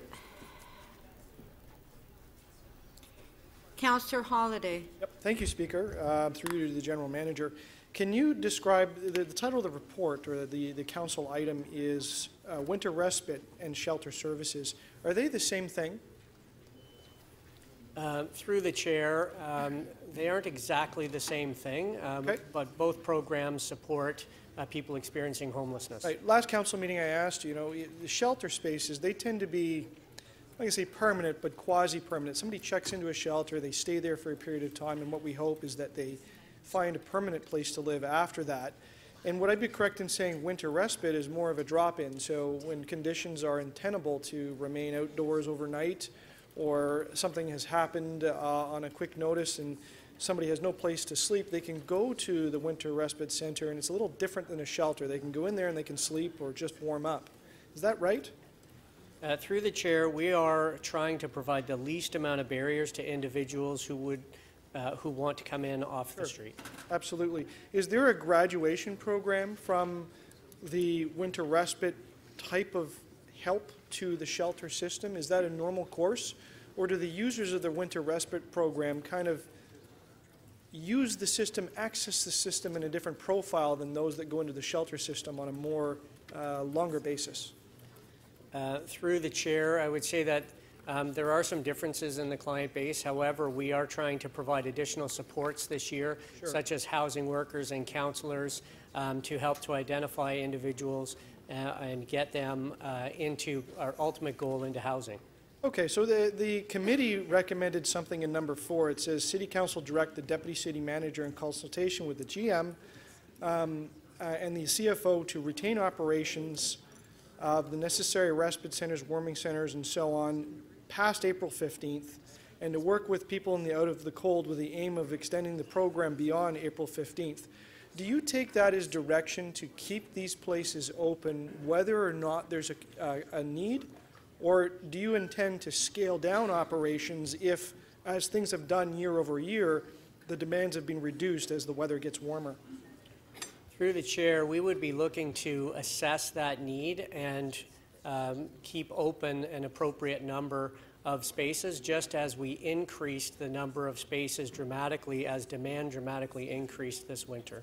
Would you consolidate warming centers to be a little bit more efficient if you found that they weren't at full capacity or half capacity, and actually begin to close them? I mean, one of them, I guess one of the discussions is the armories. Is it possible it wouldn't be needed past April 15th? Through the chair, we would be, through operations, we would be actively looking at the best model, what facilities we can use and that sort of thing. As with the armories, we had that facility until the 29th, and we were able to successfully move individuals to other programs that we opened and closed the armory. Do you not have the delegated authority to expand these programs, these winter respites, in the time of, let's say, an emergency such as cold weather, where there's a terribly cold temperatures in the city that last a long, long time? And you know, as we saw at the end of December and the beginning of January, a very large influx of people that may or may not have been predictable. Through the chair, we did expand based on my authority over the peak of the cold weather season. So it was interesting in the news, and a lot of councillors, including mine, got calls from people that were wondering, you know, did we run out of space? Was there no place for these people to go? Is that true, that there was no place for people to go at the end of December and the beginning of January, or was there space in the respite? And I understand there may be some communication issues, but you didn't run out of spots. You didn't stop expanding the spaces, did you? Through the chair, as demand continued to increase, we continued to open new places for people to go. Are you concerned in any way about the perception of the public that we weren't doing that type of stuff, that we weren't thinking about this as scalar or as you would manage an emergency where there's a crisis or a pressure put on the city because of something like weather, and we need to rise to the occasion, we need to open the spaces, but in turn we can contract those resources as they're no longer required? Through the chair, we're always focusing on trying to do the best job for our clients and the public. Okay, and does the 90% cap apply to the shelters the same way does the 90% cap apply to the respite center? That was your last question. Through the chair, there have not been standards applied to winter respite locations. Thank you. To speak, Councillor Cressy. Oh, sorry, Councillor Thompson. You put your Councillor Thompson question. Thank you very much, Speaker. I'll be brief. I think the term respite, what does that actually mean? Through the chair, in terms of that particular program, it is an extremely low barrier program with the intent of having people come in out of the cold, have food available for them, a warm place, place to rest. And what's the distinction between that and a shelter? So the shelter system is a permanent fixed structure that has all of the programming and beds, rooms, supports in place to provide that shelter. And remind me again of the types of supports that are available in the shelters? So there would be housing workers, consultants, social workers, those types of folks available. Okay. So I keep hearing that we're either 1,000 beds that's needed, or the number seems to fluctuate. It's 1,500. Your numbers are a little bit different than the numbers that we get from the staff, which is what we tend to we rely on. I'm just wondering, why is there such a delta with respect to the information that we're getting from I'd say the community or people who come in. We were at executive last week, and there were a number of people who came in and said we needed to be much higher than the numbers that are being put forward by staff. Through the chair, so I think when you look at the last 10 years, again, plus or minus around 4,300, and then the number of people using beds today at approximately 5,800, plus the 560 using winter respite, you get that larger number. I think one of the things that is unique is the rapid influx of refugees of approximately 30% of those individuals. We have seen that 20 years ago, where for a period of time we had a rapid influx of refugees, and then that number tended to drop off. Staff, it's very difficult for staff to predict demand. Obviously, when we look at the last number of years, it remained relatively flat. This year, there was this big spike. So staff are putting forward the numbers that are being used, and that's what we're relying on today. And do we provide priority to people who are in need of shelter, who are, let's say, families and or younger people as such? Through the chair, so there are specific family programs, absolutely. Right. So central intake works very closely with families. Where families are living with other individuals and they are housed, we try and keep them in those locations until a unit becomes available. If people do not have any access to housing in terms of those families, then we work with Toronto Employment Social Services, who are an excellent partner with us, and also within Shelter Support and Housing to find an available motel space immediately. And how do we assure for safety and security? Because one of the complaints that I've heard directly is that people are saying the shelter system are unsafe. Are the respite system any safer than the shelter system? Through the chair, so Toronto has had for many years shelter standards.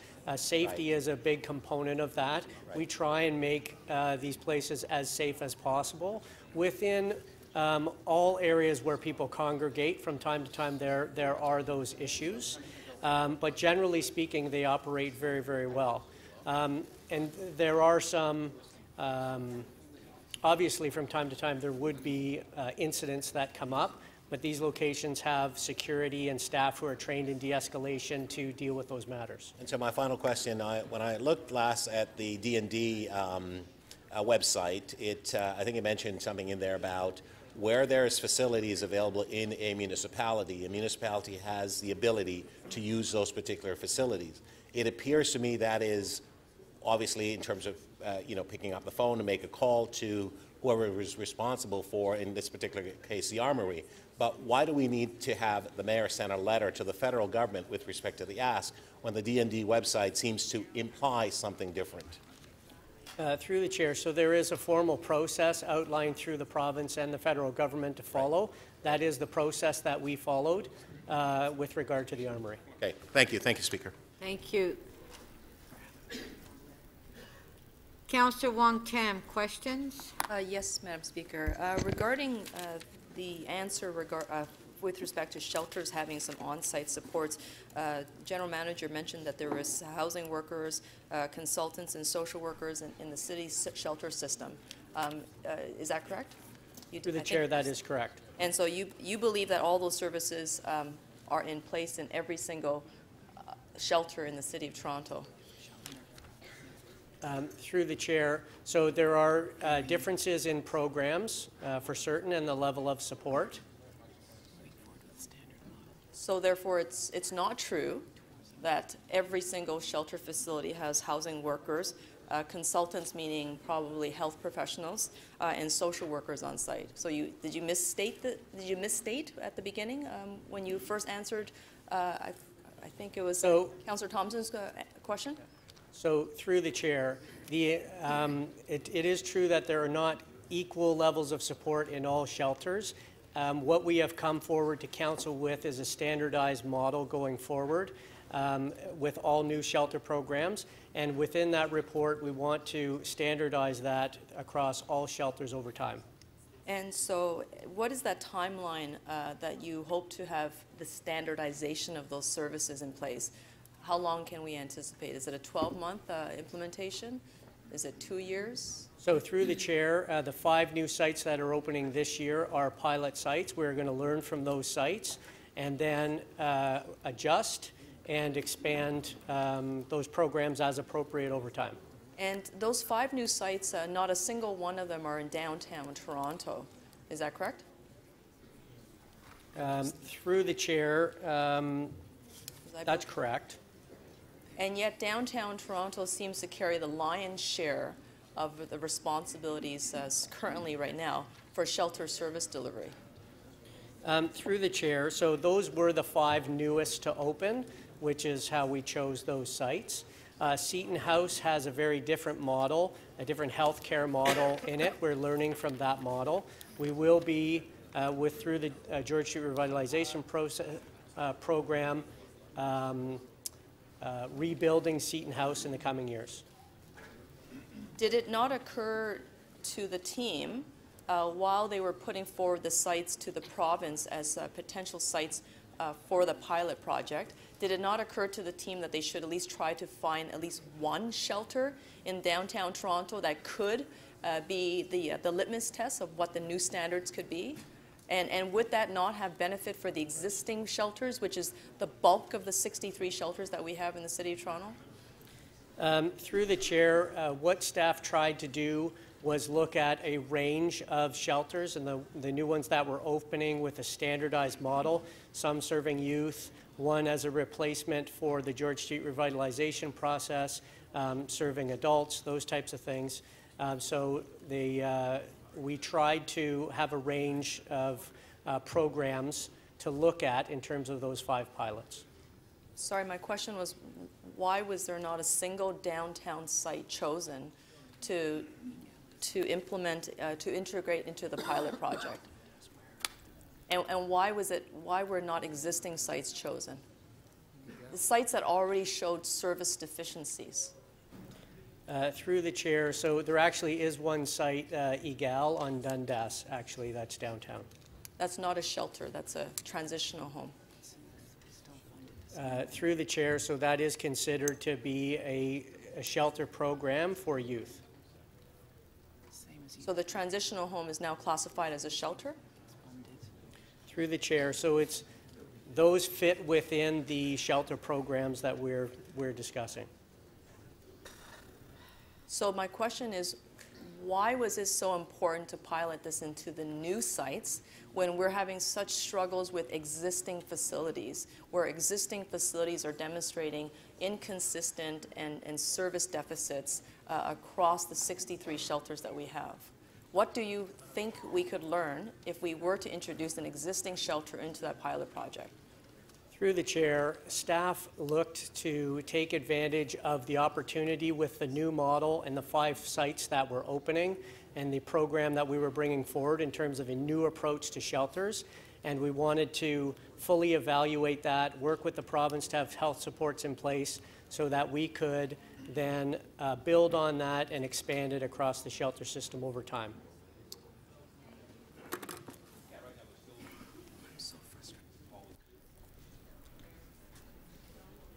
Councillor Bailão. Thank you. I just want to continue on that line of questioning about the new approach to shelters.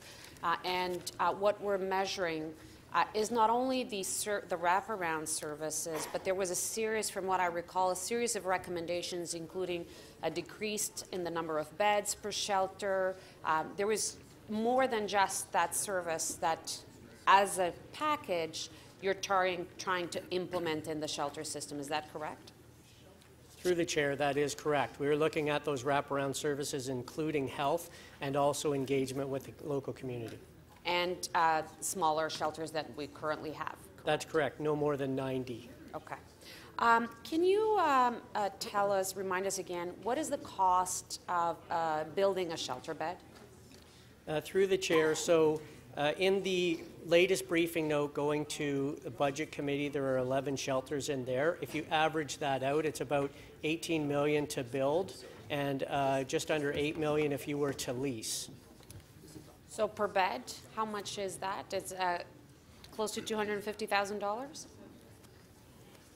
from what I recall. Through the chair, I don't want to do the mental math for you. I can get you that number. I think you actually say it in the report.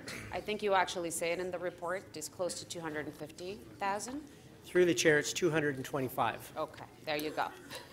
And you said that it's 105 per night to operate a shelter bed. Through the chair, those are the operating costs, correct. And what about housing? How much is to house? Through the chair, it would depend on the housing model, but significantly less.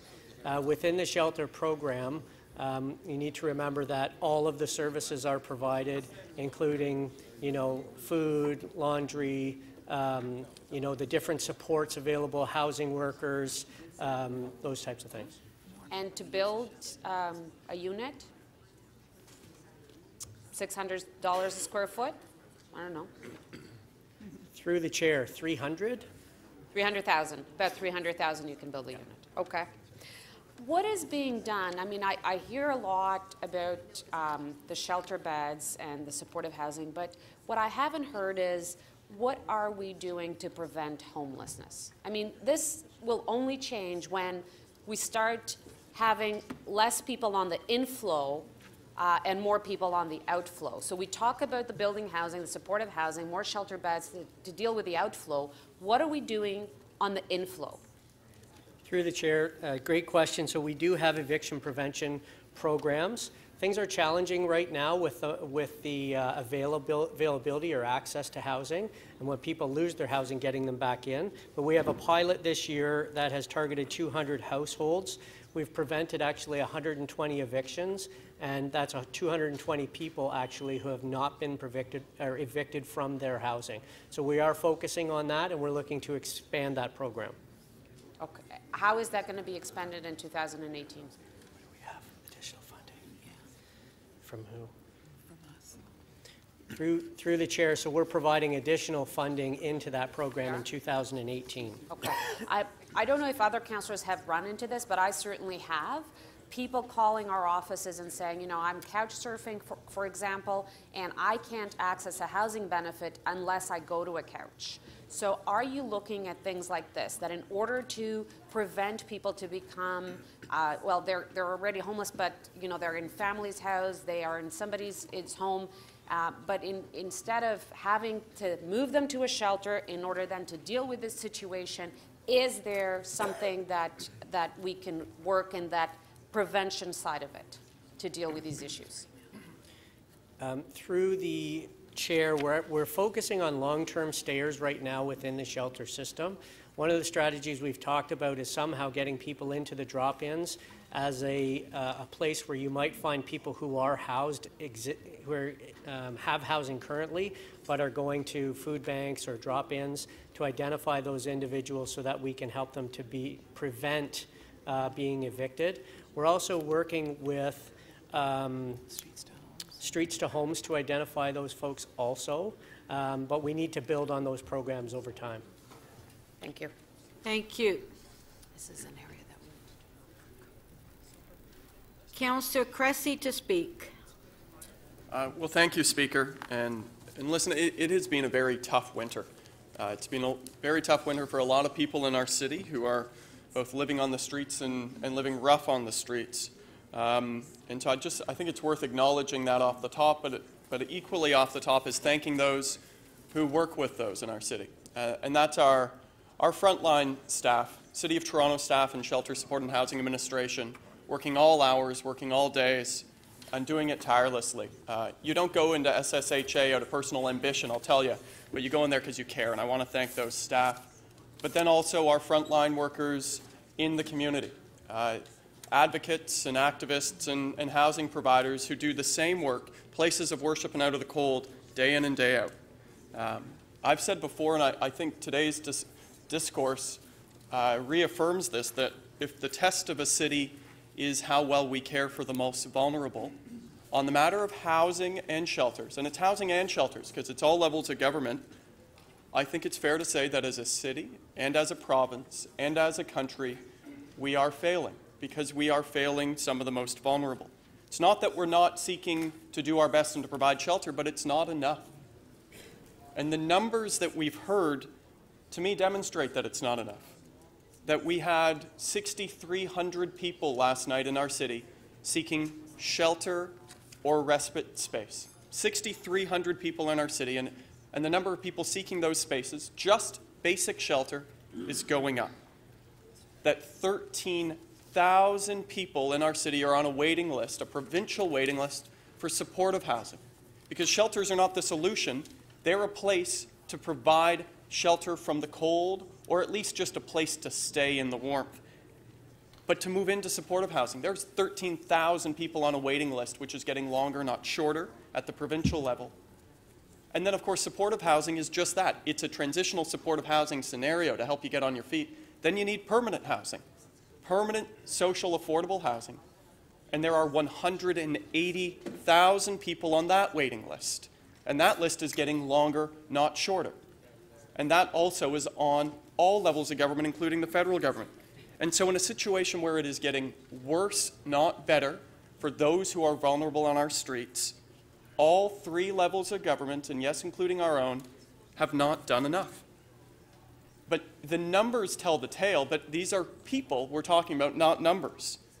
And so when you speak to Sistering in Councillor Layton's ward, just down the street from where I live on Bloor, a drop-in centre for women that has capacity for 30 people to stay. That's sitting, and by staying I mean sitting in chairs, not sleeping in a bed. They have around 60 people there every night. People sleeping on the floor underneath the chair if you didn't get a chair. That's not good enough. That when you look at St. Felix Centre in my ward, a drop-in, that is at their capacity of 50 every night, but it's worth remembering that this isn't just about providing shelter. They have one staff member, 9 to 5 daily, there to provide counseling and health services support. Just one, 9 to 5, for a 24-hour centre. Just one. The province and the LHIN is not doing enough. But then there's also another story of people that just opened over the weekend that I feel very proud of, and that's the Davenport Road respite site, soon to be a shelter.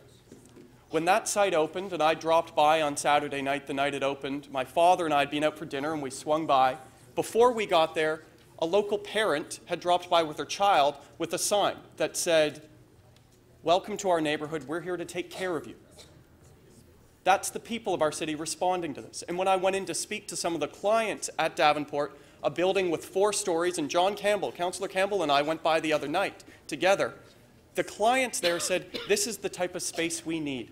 Multiple floors, so that you're not crowded into an open space. They said it felt safe, not just about dignity, or not just about shelter from the cold. And so, how do we get to the position where we have all of those levels of the housing run covered?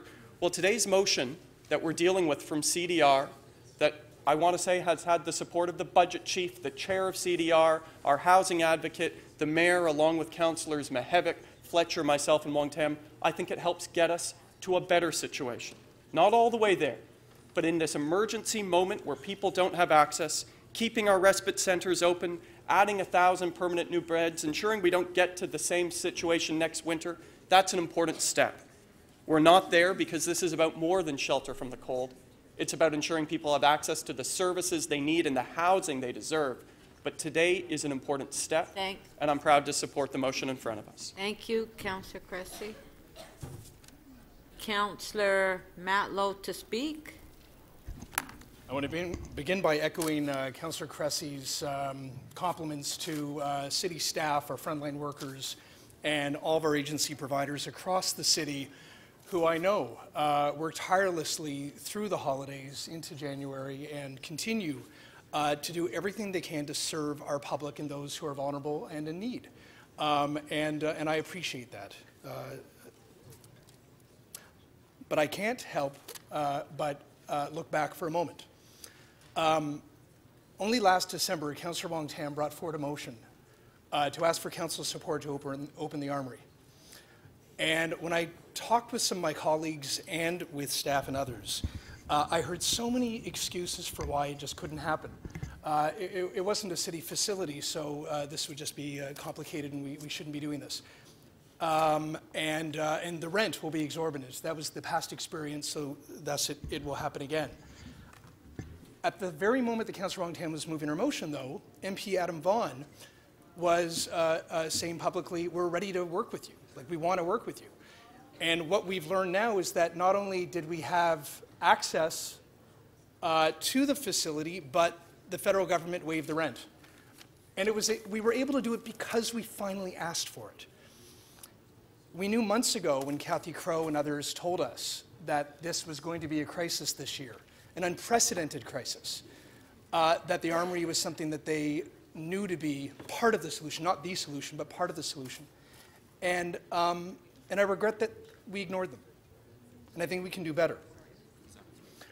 I also hear from so many people who live on our streets, whom I've spoken with, who tell me that our existing shelter system is not either hospitable or safe.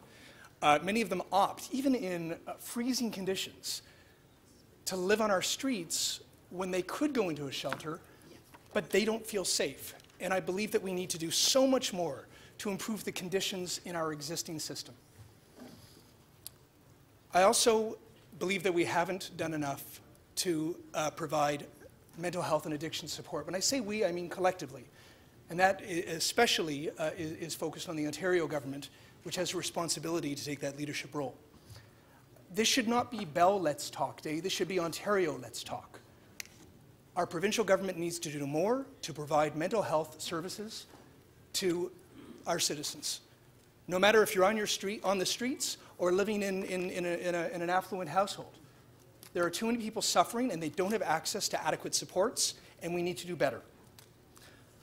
I also hear from people who are vulnerable in our city that even if we open a respite center in one area of our city, it doesn't always reflect the needs in another part of our city. So rather than just look sort of across the city for percentages, we should be looking at what do those specific communities need, whether they feel a part of a neighborhood, whether they have relationships and they feel like a sense of community within that neighborhood, or even if they have a dealer who they believe they can rely on in that neighborhood. There are going to be a number of reasons why they're not going to go across town even if they're offered a taxi chit. That's what I hear. Ultimately, if we focus together, and when I say together, with the Ontario government in the lead, on mental health and addiction support, providing adequate shelter and respite spaces when needed, to be able to deal with the emergency scenarios that we are experiencing now in a crisis situation. As Councillor Cressy articulated well, looking at supportive housing, how can we provide transition? And then ultimately, as we are working at relentlessly to provide sufficient permanent housing for people in need. I think those are the answers. What we don't have the answer for is exactly how to achieve that. And I know that we, as this order of government, don't have all the resources we need to see that all through to fruition alone. We do need the federal government, we need the Ontario government in the lead. But that has to happen. And we need to continue to be relentless to demand that we work together to achieve that. I also want to recognize Councillors Wong Tam and Cressy. I experienced over the holidays the work that they were doing to really pull things together to the best of their ability, and I just want to acknowledge that. The last thing I just want to mention with the 10 seconds remaining is I did a personal visit to several shelters over the holidays, and I've got to tell you, I'm so glad we're moving forward with the George Street revitalization. I would never want somebody I love to go to a place like that at Seton. It's like a penitentiary. We can't have places like that, and there are far too many experiences like that across the city that need to change. Thank you. Thank you. Councillor Troisi. Thank you, Madam Speaker. This winter has been an eye-opener and has highlighted vividly the human cost of not having the ability to expand our shelter options when dealing with extreme weather. We know that there's not enough capacity, and we need to ensure that we have adequate spaces across Toronto.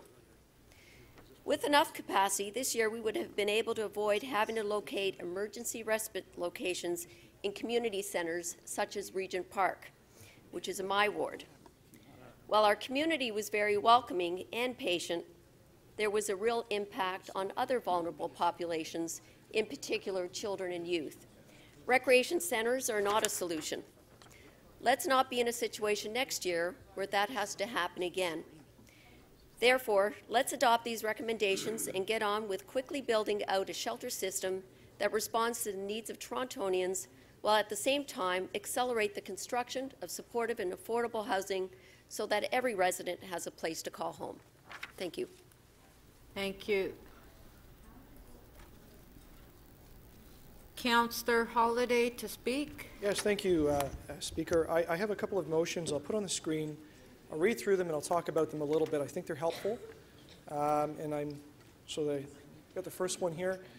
I'd like the General Manager to work with the Chief Information Officer to see if they can report back on the feasibility of implementing a clear web and graphic-based, real-time shelter respite space availability reporting system based on existing technologies, and I'll come back to that. And the second motion, which I'm going to place separately, that the General Manager refine and communicate the emergency plans and extreme weather shelter expansion plans and activation protocols, and develop a regular testing and exercise program in conjunction with regional municipalities, federal and provincial governments. And, Madam Speaker, I think I reflected on this report and I thought about what a lot of us saw in the media at the end of December and the beginning of January. And I know my office got some calls from very concerned residents that said, what on earth is happening there in Toronto? You know, are people really being turned away from the shelter? Is there no place to go? Don't you know it's -40 out? And I knew that, I suspected anyways, that wasn't necessarily true. And it really bothered me that there seemed to be this gap in communication or understanding about what's going on. So the first motion attempts to see, is there a way that we can show what's happening in the shelters as a way to build people's confidence in the process that we have, to encourage a lot of transparency about how the system works. And I thought about, you know, look, you check a book out of a library or you do an online booking of a meeting room. Heck, even if you order a concert ticket or an airline flight seat, you can click on an item and it gets grayed out. And it shows real time the availability of resources. And it kind of works as a ticker tape over time where it would show the use of these resources, the release, and the commitment of them. And anyone can look at any time to find out what the situation is. Is it bad? Is it easy? Is it a problem? And I don't want to spend a lot of money on an IT system, but I wonder if there is a way. Madam Speaker, if you could put me on hold. Okay, just a sec.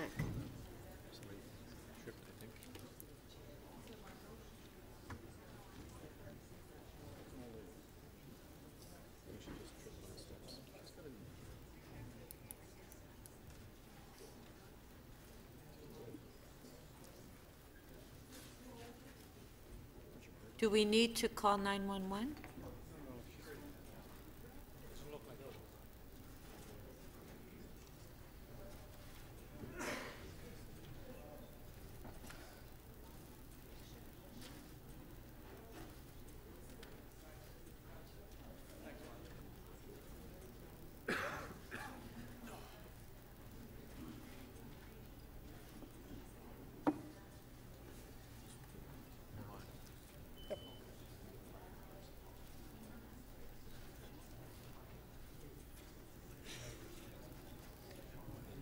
A guest in the chamber.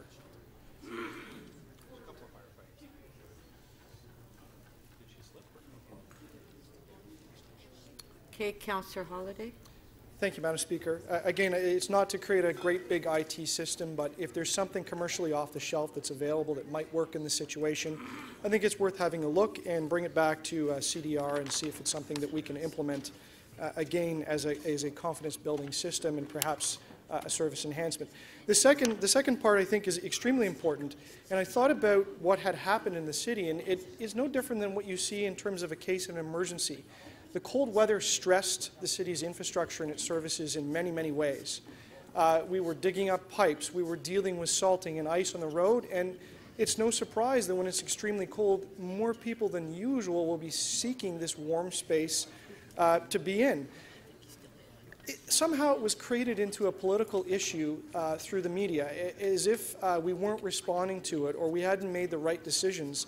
I reject that notion. I actually think that the General Manager and the DCM and the whole team actually have a very responsive system to scale up the city's resources to respond to these type of situations. It might be a cold weather event one year, it might be a hot weather event another year, it could be a fire in an apartment building in another point in the year. But I think that we should have these plans in place, which I think we do. We can fine-tune them. I think we should document them a little bit better so that members of the public can understand that we have a scalar system. And most importantly, we should exercise. And the key with the exercise is that we're connecting with our partners. There was this discussion about, talking to the federal government. Well, I think they probably did talk to the federal government in advance of opening up the armory, but I would encourage that to happen more often between the province and the city and the feds and the other municipalities that could actually have some shelter space that's maybe available nearby, and have those discussions on a regular basis in advance so that we can move very, very quickly to respond to changing weather conditions or a critical incident in the city. And the key, again, is to communicate how this system works so that members of the public, users of the system, know that we've got their back, that we've got a robust way of dealing with this in place, and that we're well practiced at how they do that. I hope you understand the essence of those and will support these. Thank you, Madam Speaker. Thank you. Councillor Layton to speak. Yes, thank you very much, Mademoiselle Speaker. While I agree with the motions, Mademoiselle, did I? Well, I don't know where that came from. Madam Speaker, I will say that while I agree with the motions that Councillor Holliday proposed, I disagree with one of the assertions that he made that City Council did the right thing and that we were in the right place after our last council meeting when we turned down an opportunity to demonstrate that we were quite willing to take much more clear action to address the potential crisis that we have now on our hands. I think, though, that over the last month and a half, we've demonstrated three things. One, the virtue of having an open mind. The second being one of having an open heart. And finally, what value we can have by keeping everything on the table and not saying, we'll go here, but we won't go there. First, on having an open mind.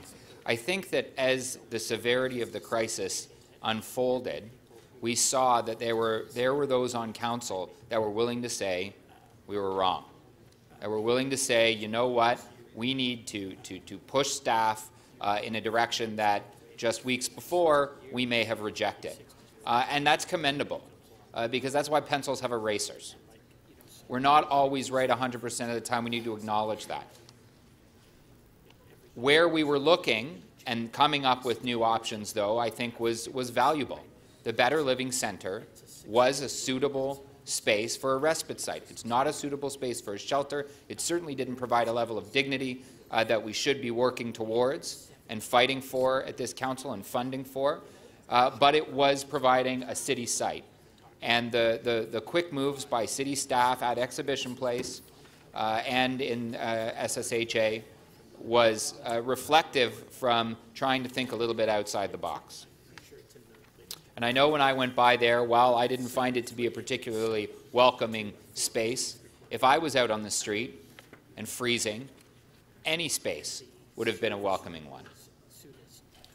The second point on having an open heart, Councillor Cressy told us a story of his community where they were welcoming new residents into a space there. But it made me remember about a year and a half ago when we started the process of having a community liaison committee based on a new shelter on Bloor Street. This wasn't Sistering that Councillor Cressy was talking about, but a new shelter that we got community support for and fortunately got funding for. But seeing the level of commitment that those in the community had to make this work. That 20-bed shelter opened and was immediately full. Immediately full. And there was a group of community members that met regularly to try to determine what it was we could do as a neighborhood to make the men in that shelter feel more welcome and lead up, and in this case, and lead up to the holiday season. There's Sistering just down the block that we hosted a community town hall for, because after a year in operation, the community was taking notice what was going on there, and that's that the place was packed. That this 25 chair 24-hour drop-in center was running with 60 women in it every night and people sleeping on the floor. And many in the community wanted to figure out a way to help. And that was the takeaway there, and immediately after that we formed another community liaison committee to take the recommendations from Sistering, to take the advice from the community and the willingness of the community, and try to come up with a plan to make that work better. But that there's 60 women sleeping on the floor, it's never going to be fixed. It's never going to be fixed unless we do two things, and one is open more emergency space for women. Open more spaces where people feel welcome to come in. And the other is solving the root of the problem on the affordable housing piece. Just on this piece, it does take a lot of resources and energy to help our staff successfully find space for shelters. They're not easily falling off trees. None of it is low-hanging fruit. They need help along the way. Most recently, we've seen the help that Councillor Cressy's given. We did our best about a year and a half, 2 years before on Bloor Street. I would challenge all of you to help identify those sites and help support those communities and the staff involved in that. Because I think there's a really big difference in siting a shelter and when you have a councillor who's opening their hearts and minds to it and who help a community realize the benefits of us having a city where everyone has a dignified and a safe place to sleep. And that's not an easy conversation with your community. I missed my third point, but thank you. Merci, Madame. Thank you. Councillor Kelly. Thank you, Speaker.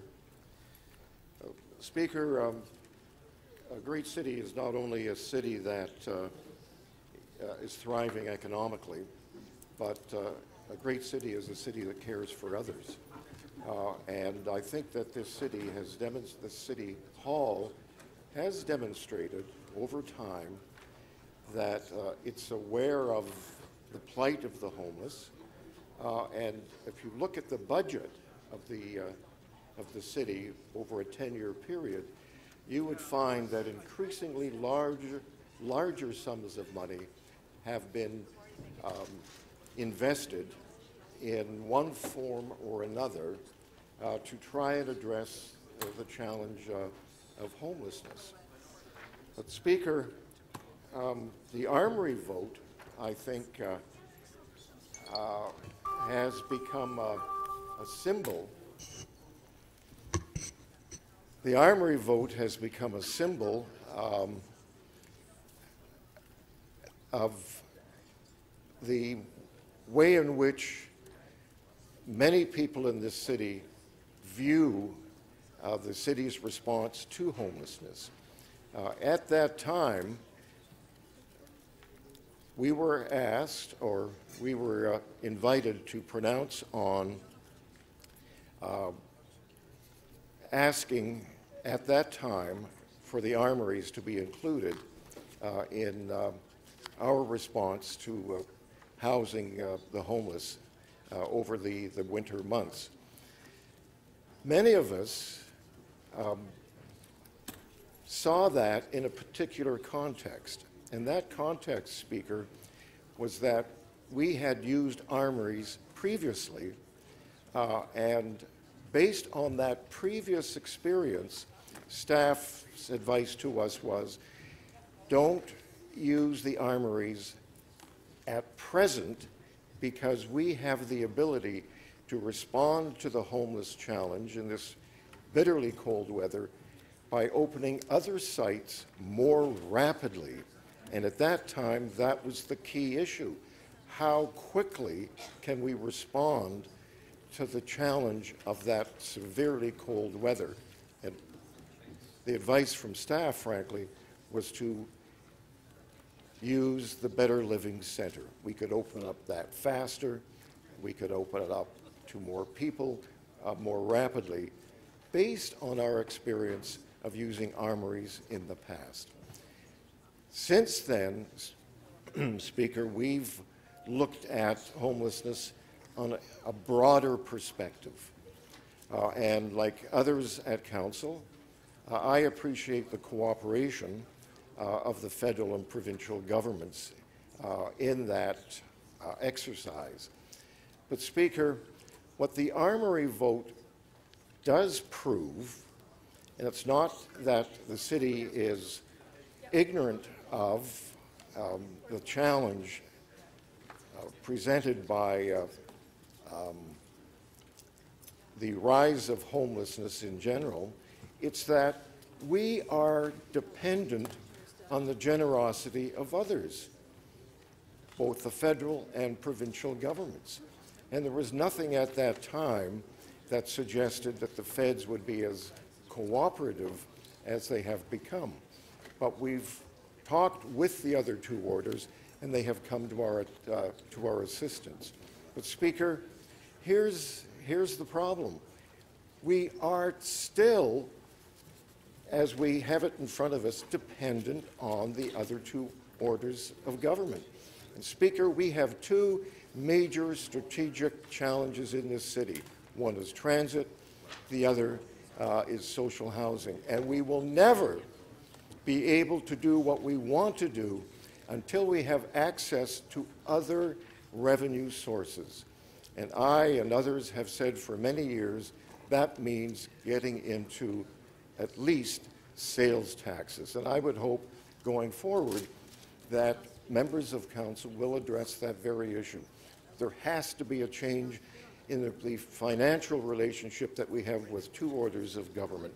And by the way, Councillor Layton, a few years back when members of Council were asked to identify places in their ward where we could have social housing, I was one of the very few councillors who responded to that at that time. Thank you, Councillor Kelly.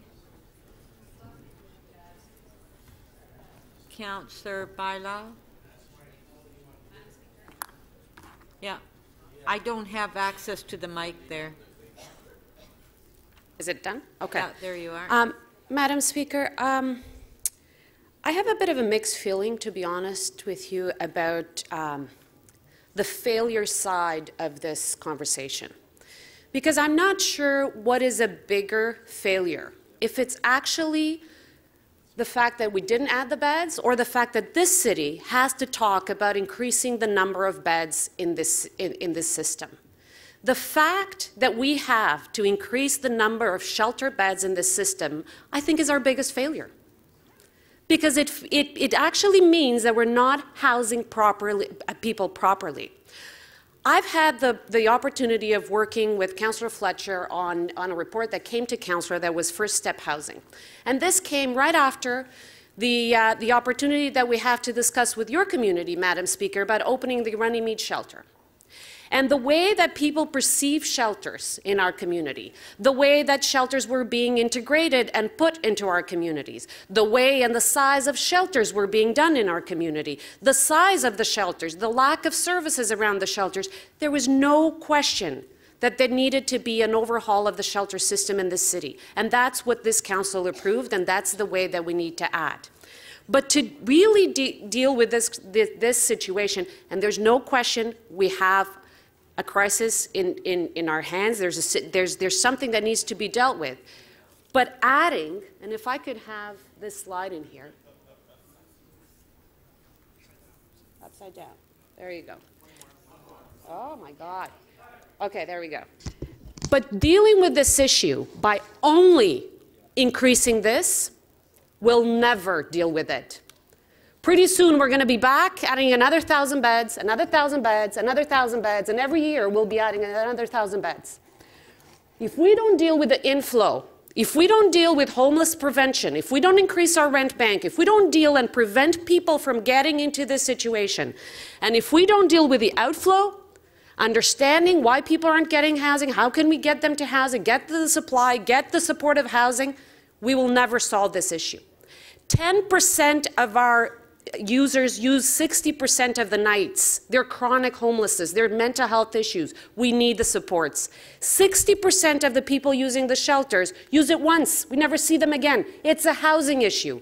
We need to truly understand the root causes of these problems, tackle them individually, and understand that we're only solving this issue when we really tackle these two issues. So I don't know.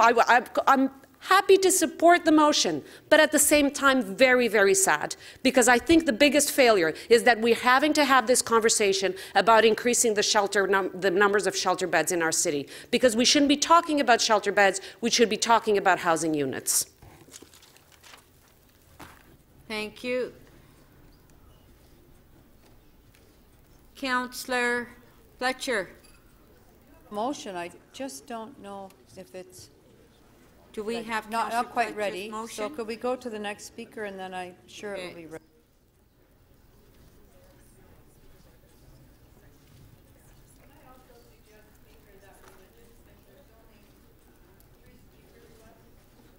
If we could finish this off, I won't take very long. I'm just going to... No, I think there's more speakers. Well, let's wait and see if there isn't. Yeah, yeah, I know there Okay, is. You do? Yeah. Oh, there's more. Okay. Why don't we, does Councillor Davis have a motion? No? Okay, so we have time for Councillor Davis. Councillor Davis? Thank you. I was going to, in my speech, give the same arguments, or at least make the same points that Councillor Bailão made, and I cannot make them any better. But I did want to add to that the question of where we should be investing our money, and should it be in housing or shelters, with a question about whether or not the city should be investing. And we have, over many, many years, or there are many councillors around this council chamber who have for many years said we shouldn't be. We should not be investing in these services because they're the responsibility of other levels of government. Now, I have a lot of sympathy for that position, because I know that the provincial government, when it comes to homeless and shelter services, did something a few years ago, and they put all of the various funds together, and they said, Toronto and municipalities, you can have all the flexibility you want. You don't have to abide by all these terms and conditions in these various funding streams and grant programs. You can define your own programs, but we're going to cap it. And they capped it. We used to have an 80-20 cost-sharing arrangement, open-ended, that if we were prepared to spend more, they would match. And that's gone. And I think the provincial government needs to look at that, as well as all the big housing issues. I'm quite prepared to support the recommendations before us.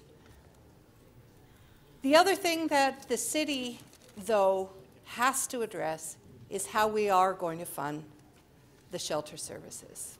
In here, there's about $4 million coming from a reserve for respite services. Next year, and some of the new funding of the beds are going to come out of, once again, another reserve. And the pressure next year will be $18 million. So that has to get replaced next year. And you, I hope, heard the answers to the questions I posed to the CFO.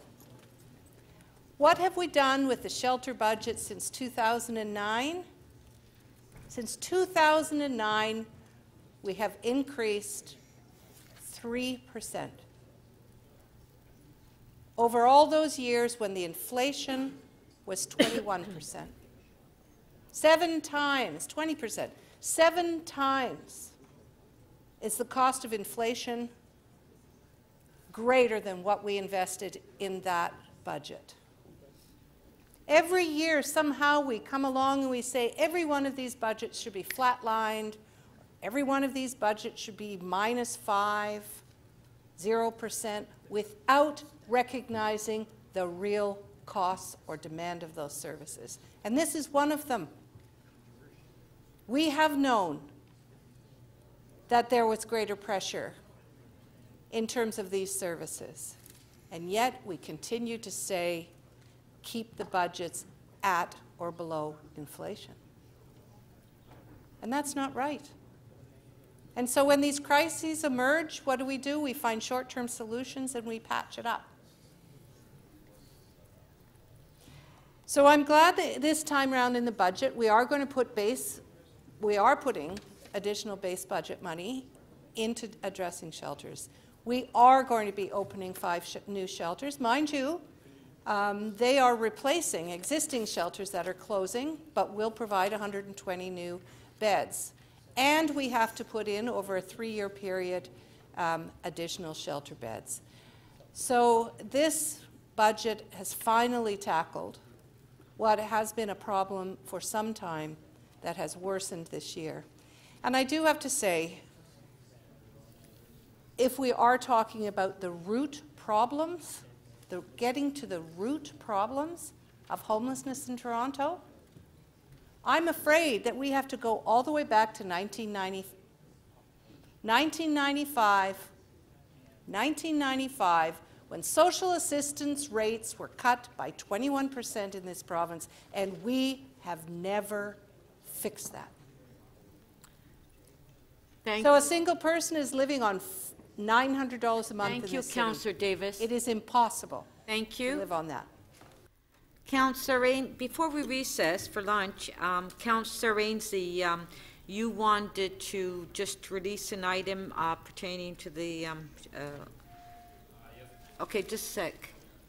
Councillor Rainsy, this is on page 3, CD 24.9. Yes, Madam Speaker, I can release that item. I have my questions and concerns addressed by staff. I do have a motion that I would like to move. The City Council direct the General Manager, Shelter Support and Housing Administration in consultation with the Chief Information Officer to immediately release through the City's open data portal data collected by the Shelter Management Information System regarding current daily occupational statistics per shelter, including the data collected for each shelter for the past year. Such data not include any personal identifiers that would impede the client's privacy, and report to the Community Development and Recreation Committee in the first quarter of 2018 on a summary of the data released. Okay, on the amendment, recorded vote.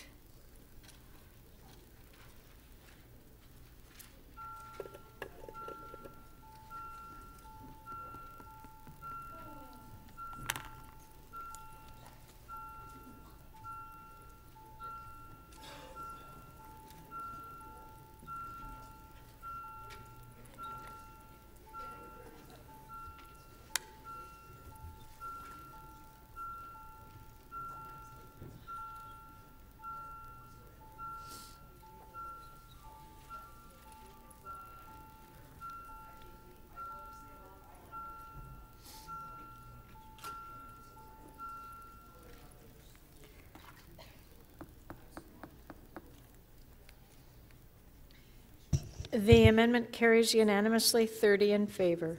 The item as amended, on favor, carried. We'll recess to 2 o'clock.